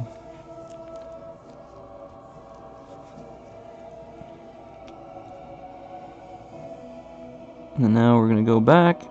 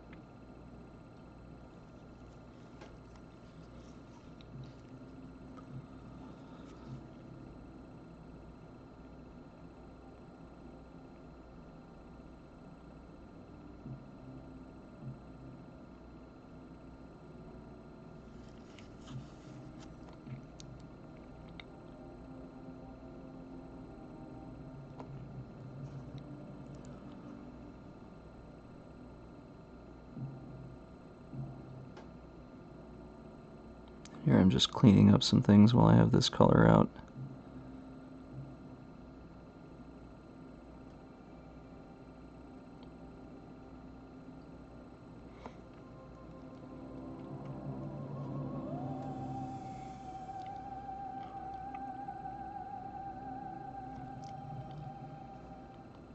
I mean, you don't have to use an airbrush for it. It definitely speeds things up. And if you know what you're doing, it definitely can help you get some useful panel shading techniques. But you don't really have to have an airbrush for anything. But it's just another tool, you know, it's helpful for certain things. There's certain things it's really good at. It's very good at gradually blending two colors together over a large area. Anyway, you can do it over small areas, of course, too, but it's particularly good at doing it over a large area. Whereas it'd be very taxing to try to do that with a brush, you know. But it can totally be done.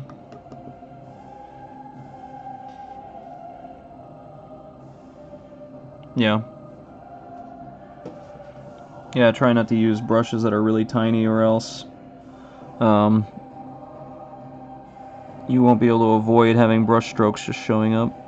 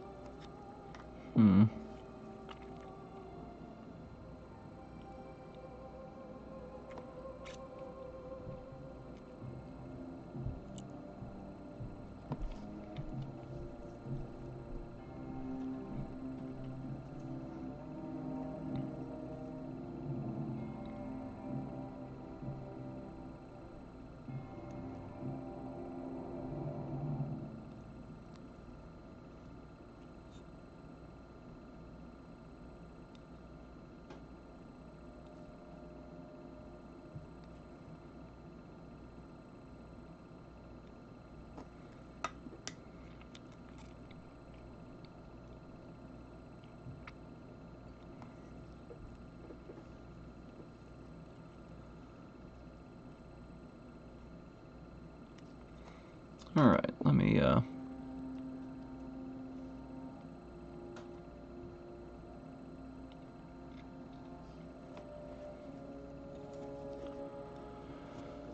well, it's hard to say, honestly. Yeah, I agree with Isendar. Yeah, you can paint over it if it gets messed up, especially since airbrush tends to go on pretty thin. Or if you mess it up with overspray or something, you can just use alcohol and scrub it off. Honestly, like, find something that looks like it would be easy to clean off with alcohol, and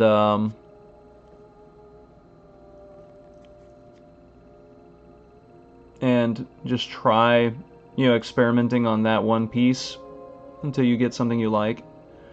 And when you finally get the results you like, you can stop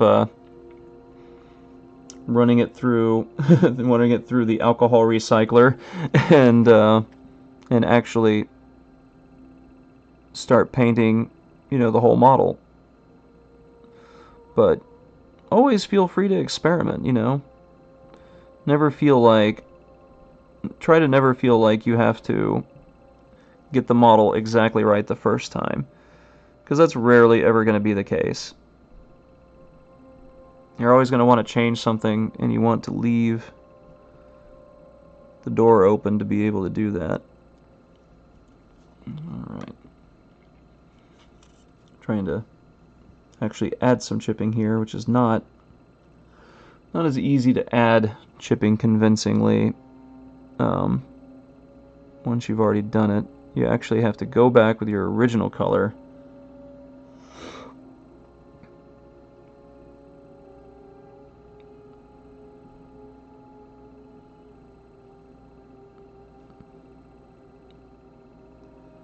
in order to make it blend back in with the hairspray chipping.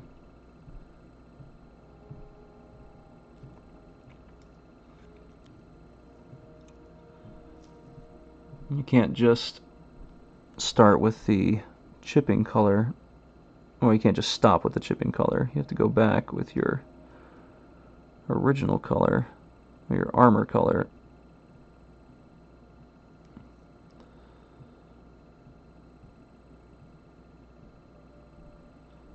To make it look like it belongs. Hey, there we go. And now it meshes with everything else.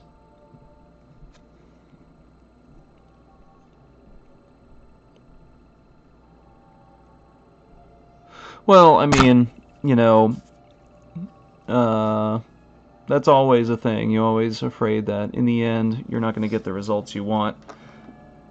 And so it's always good to set yourself up in a way that you can experiment with things and suffer minimal consequence if you decide you don't like it and you want to start over.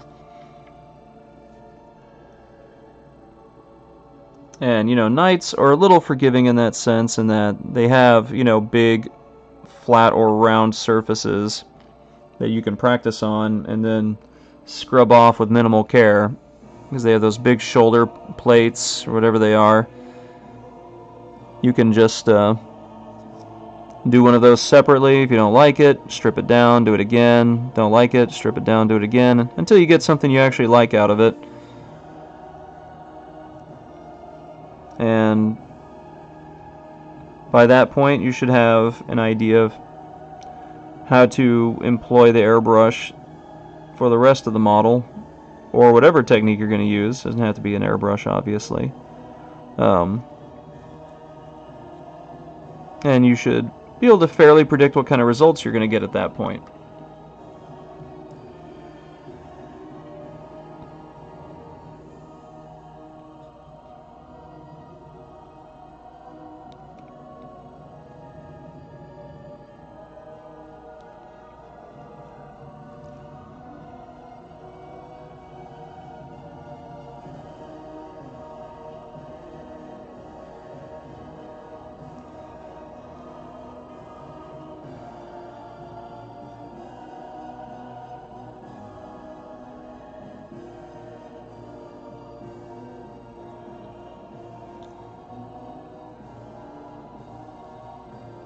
Unfortunately, I kind of overdid it with the verdigris on this guy. I have to be more careful in the future so I can spend less time doing touch-ups. Alright, let's get the leather strapping on the front done. Oh man, is it really 6 p.m. already? Alright, well, let's try to get this done then before 6:30 rolls around. Painting notes. Oh, let's see here. For our leather, we got Rhinox hide. Alright. And we mix it with some corn red. And highlight it with... where is it? It was just over here. There it is, Mournfang brown. Also mixed with corn red. I'm never using corn red by itself. And then we'll use Screaming Skull mixed with Mournfang brown, about 50-50 for our highlights. And then some Screaming Skull by itself for extreme highlights. Alright, let's do this. Also, this unit model, I mean, it's just a, it's a, what do they call these guys? What do they call the Death Guard Terminators now? Blight Lords? This is a Blight Lord Terminator with a Plague Sword and Combi Bolter.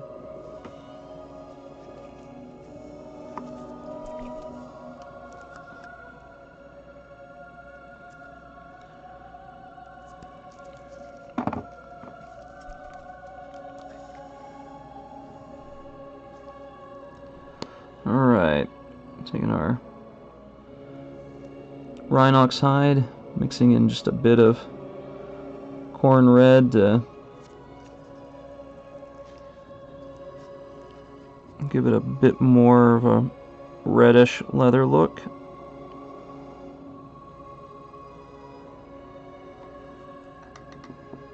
Oh, it's a Bale Sword, okay. I actually don't know what a Bale Sword does differently from a Plague Sword. I mean, I know it has a different profile, but I don't remember offhand what it is.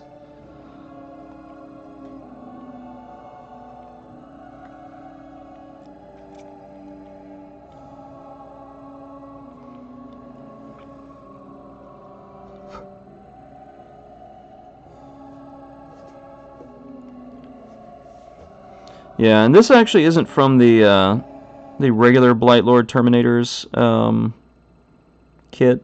This one is actually a single pose that comes from the Lord Felthius and the Tainted Cohort box.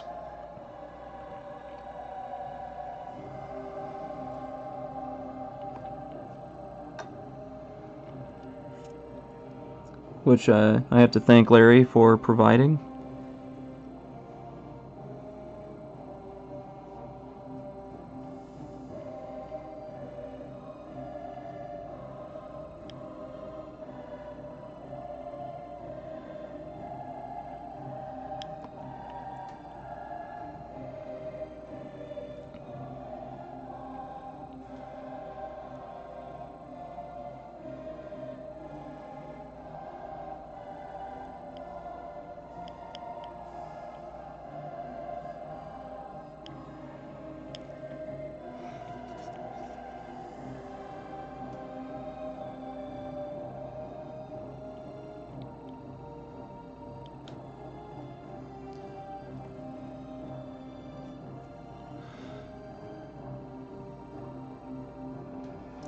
Alright, now I wait for that base coat to dry. I'll show you real quick what we're working our way toward. We're trying to get to this guy's tabard here. We're trying to get a nice weathered, worn out leather look on these straps here in the front. So we did it once, we could do it again.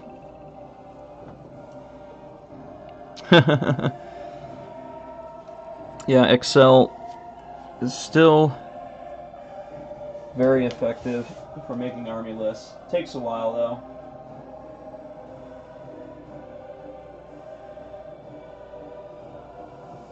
Alright.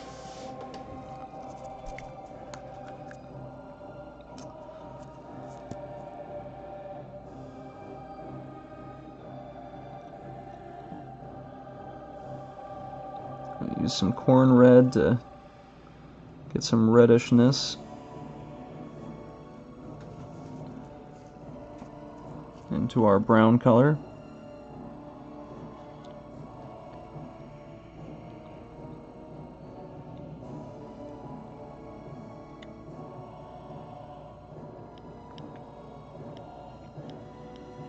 And give us some idea of where our highlights are going to be.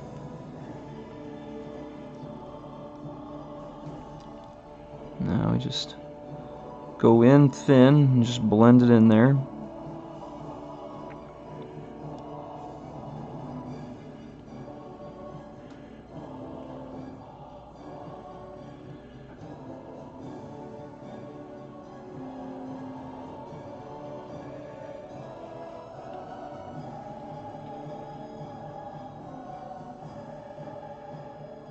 Mm-hmm.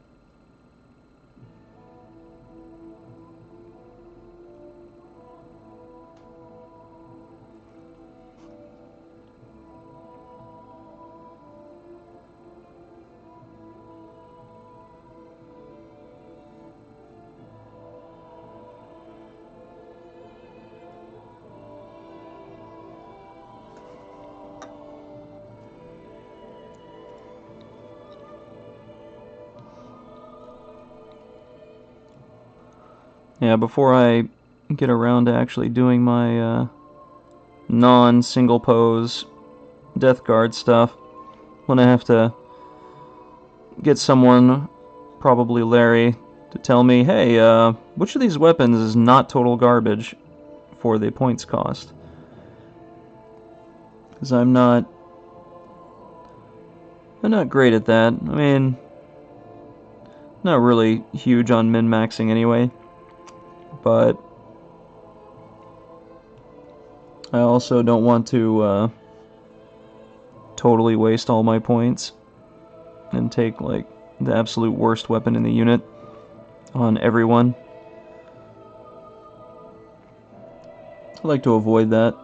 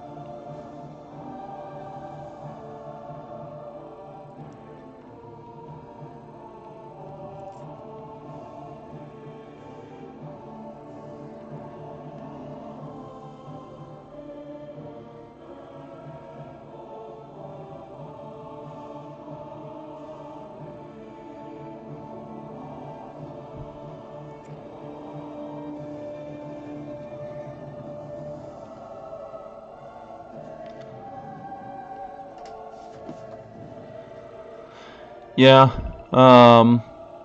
Buffs, things that, make it harder for you to be hit, probably also help. Then, of course, you've always got Disgustingly Resilient.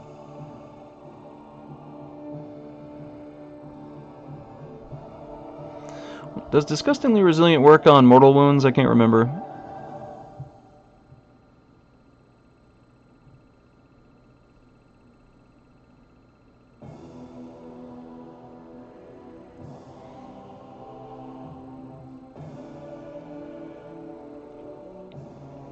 Yeah, definitely take advantage of the happy zombies to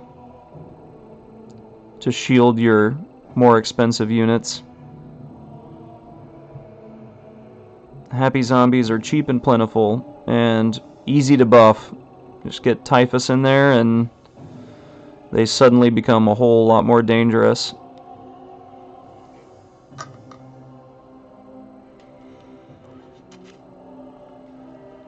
Yep.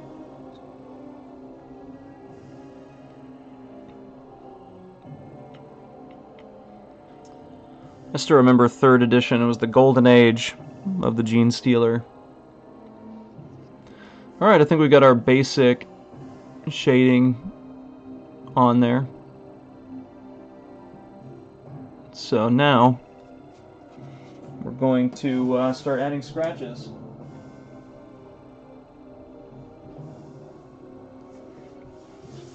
Alright, so take more of our Mournfang Brown.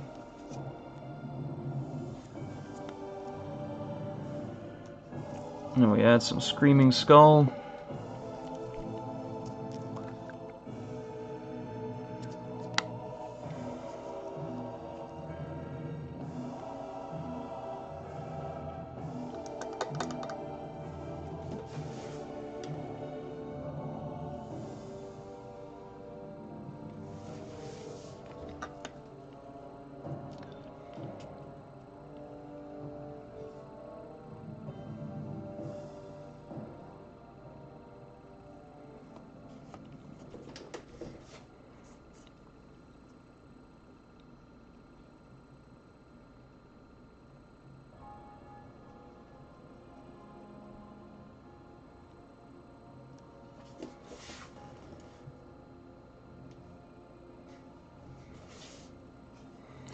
Alright.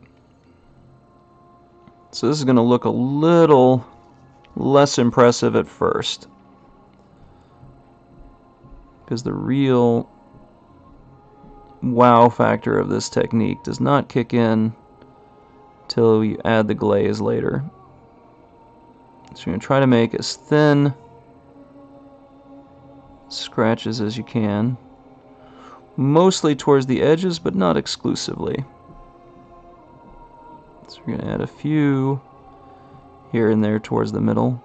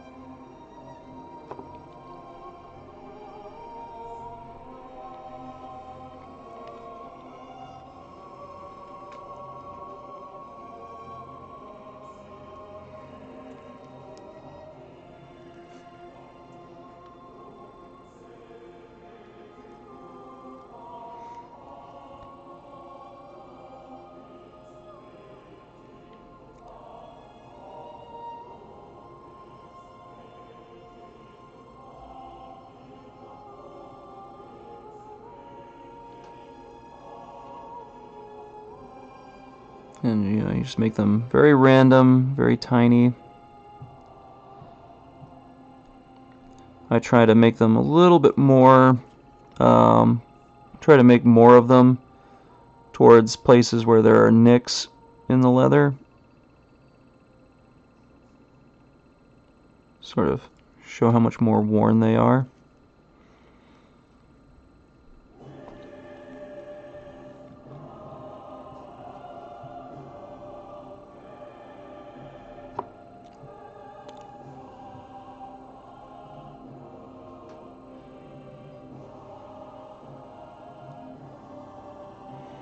Alright.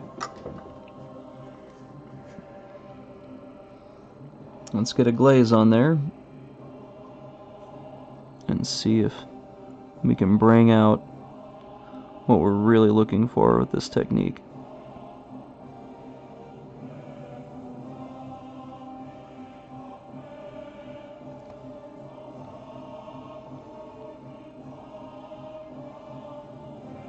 Just taking our original color, watering it down, and reapplying it.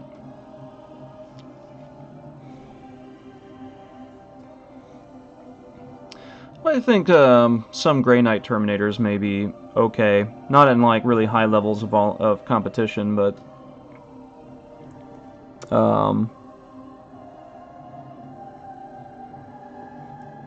compared to your average Terminators, I think like Grey Knight Paladins actually fare pretty well.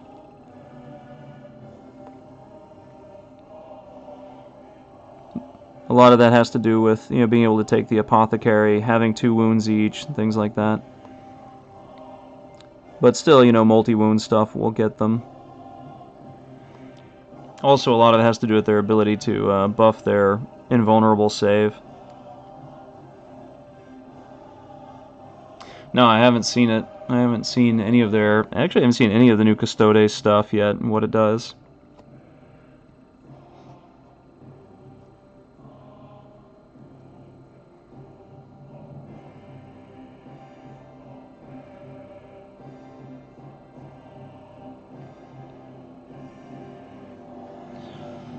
Alright.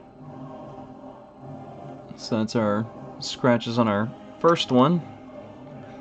They aren't done, but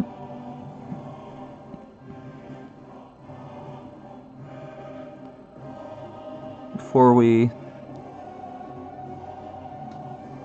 decide what to add to it, I'm gonna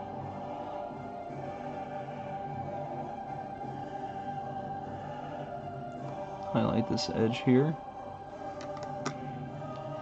May have a little bit more Screaming Skull in there than I want.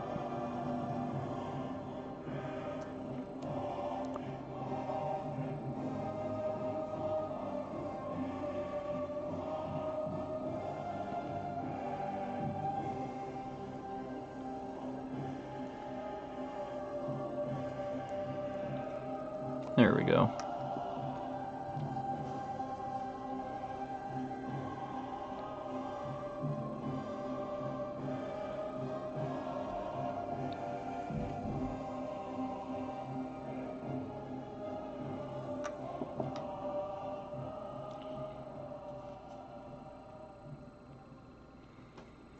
Yeah, I mean, I don't like going multiple factions in a game myself at all, honestly. I like having an army that is thematically coherent.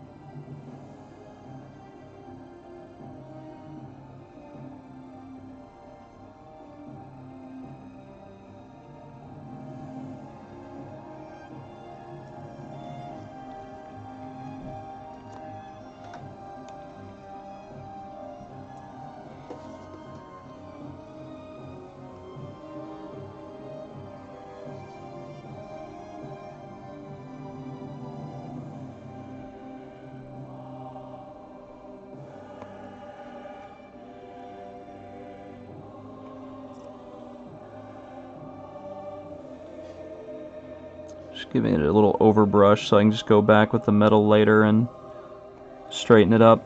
It's easier to neaten up the metal rings than it is to keep the side of the strap distinct.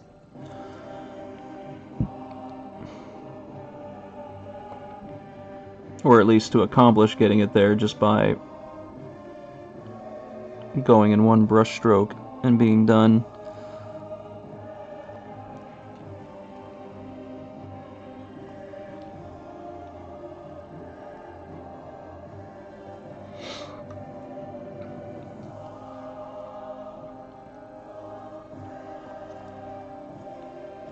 I don't know. I disagree that, you know, that win at all costs is necessarily like the goal of everybody who goes into a game.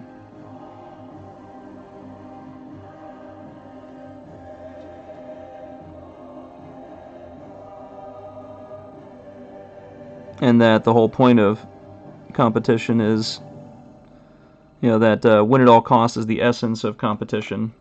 I would disagree with that.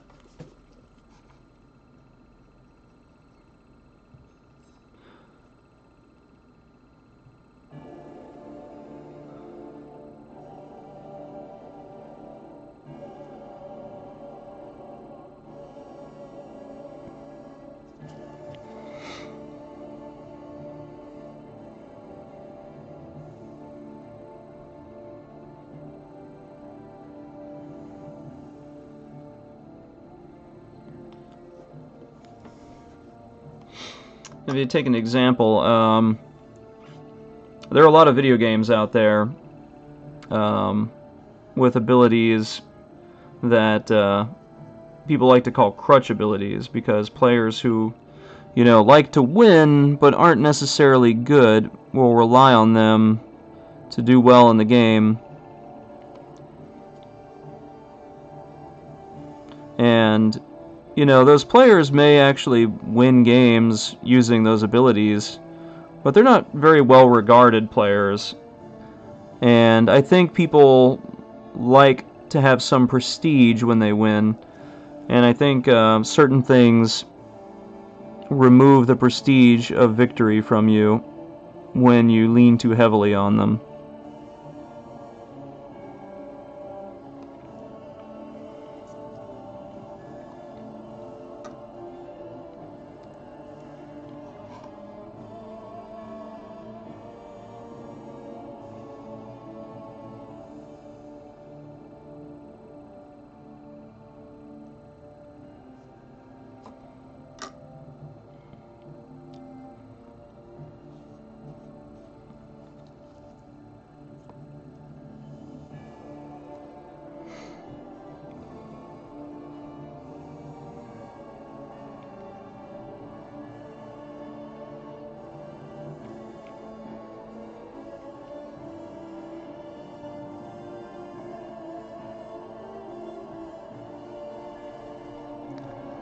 Alright, I have to be careful with this one because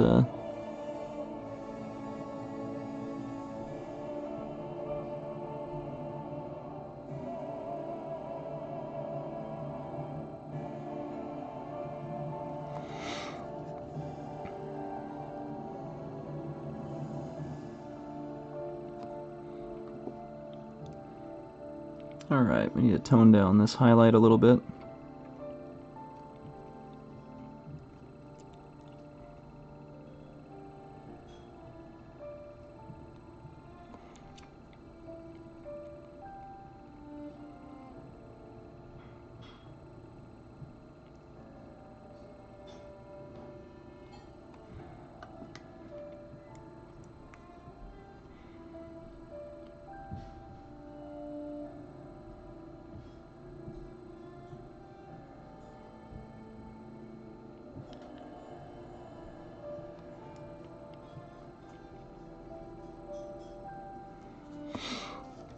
Oh, hold on. I need to scroll back.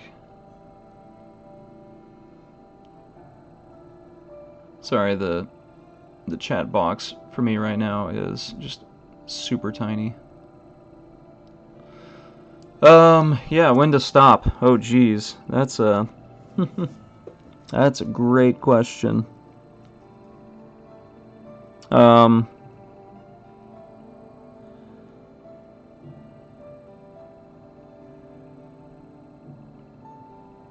Well, there are several ways to go with that one. You know, you can stop when you're disgusted with the model, but every element on it has been painted in some way or another. That's usually a good way to go. Or you can just have a set plan, and when, you know, everything on that plan's been checked off, then you're good. See, this one's highlights are a lot more subtle. And Well, it's not so bad. I could thin it out a bit more.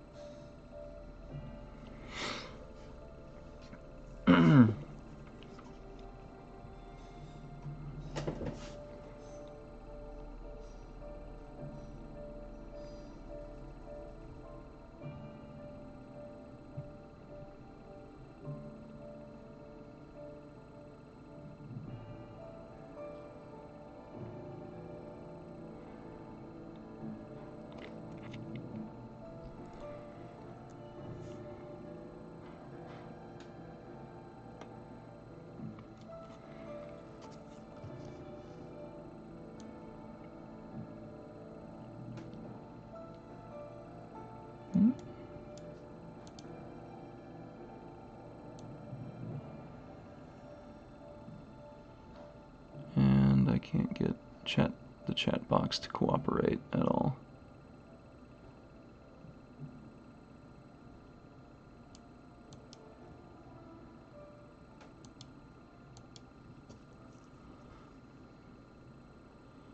Okay. You know, think about just opening this stream again on my phone just so I can see the chat better.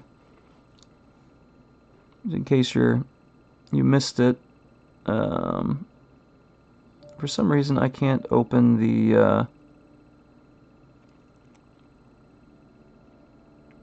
pop-out chat box,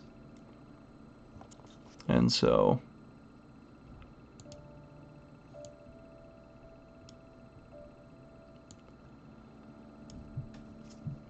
makes it difficult to keep up with some of the last few things that were said.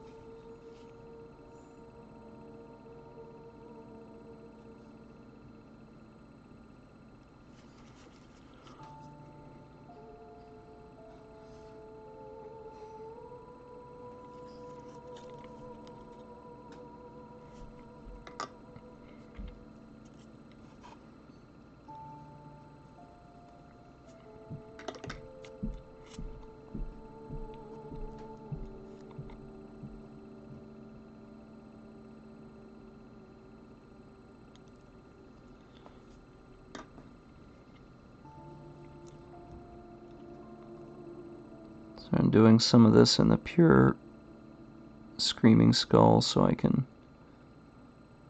compare it to my other one later and see if I used more pure highlights when I did that one. So there it is so far. Not quite to the level that the other one was at, and I still need to do the other two straps, but it's a start. And if I haven't done this by next week, we will finish this up. This guy we almost completely finished by then. We'll just have mostly touching up the white. Tentacles are basically done unless I decide that I want to add a little bit more, a few more highlights to them. And once again, I'll show you his brother, whom we're trying to emulate here with these straps. He's almost complete. Then again, so is this guy. So these two are almost done. They will have half the Plague Brethren, not Plague Brethren, sorry, the Tainted Cohort will be half finished. And for those of you who got here later, we also worked a little bit on Malifaux, on our blue skin paint job. And I think it's coming out pretty well. Here's the second one. Here's the... I mean, the body is actually not done on either of these. It's really just the face is done on both of them. But I think they're both really good starts. So we might see more of these guys as well when we come back next week. So I look forward to seeing you guys then. Until then, before we sign off, are there any questions? You can ask about anything. You can ask about techniques that I have used to get the results so far on these guys. You can ask about how I got this. You can ask about organic chemistry, whatever. But you've got 3 minutes before I sign off, so whatever you guys want to know while I have time to explain it, please ask away. Oh, the weathering on the Death Guard? Okay, so the weathering on the Death Guard is actually a really simple technique called hairspray chipping. So what I did was I took just took a can of Mournfang Brown spray, sprayed the whole model Mournfang Brown, then I sprayed it lightly with hairspray, and then I airbrushed the entire model with Ushabti bone. Well, thank you, Lila Spartan. Once you have airbrushed the entire model with the color you want the armor to be, you then give it a little while to dry, and then take a brush that's just been lightly dampened, very lightly dampened. You only want a little bit of moisture in it. Then you will go and slowly start brushing on the model, and as the moisture comes off of the brush into the hairspray, it will begin to give way and the paint will come off where the hairspray comes off. Now there are other ways you can do this as well. There's chipping fluid, which I believe is airbrushed on. I've never tried it myself, but I understand that the results are also really good. There are people who do this with salt. I've seen someone do it with Vegemite, if you believe that.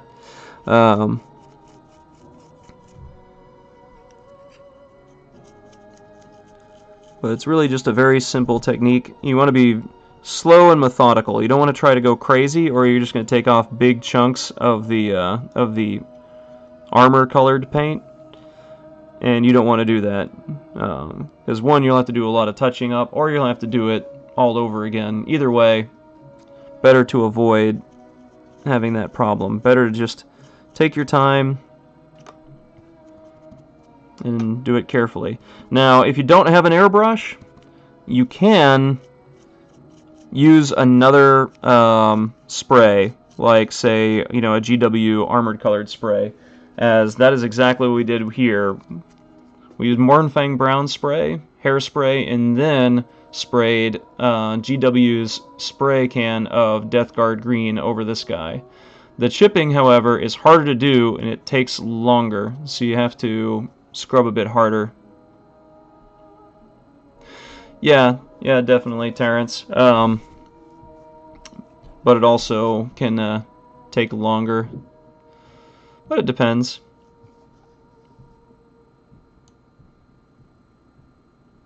Let me scroll back, make sure that I got the right parts of the conversation.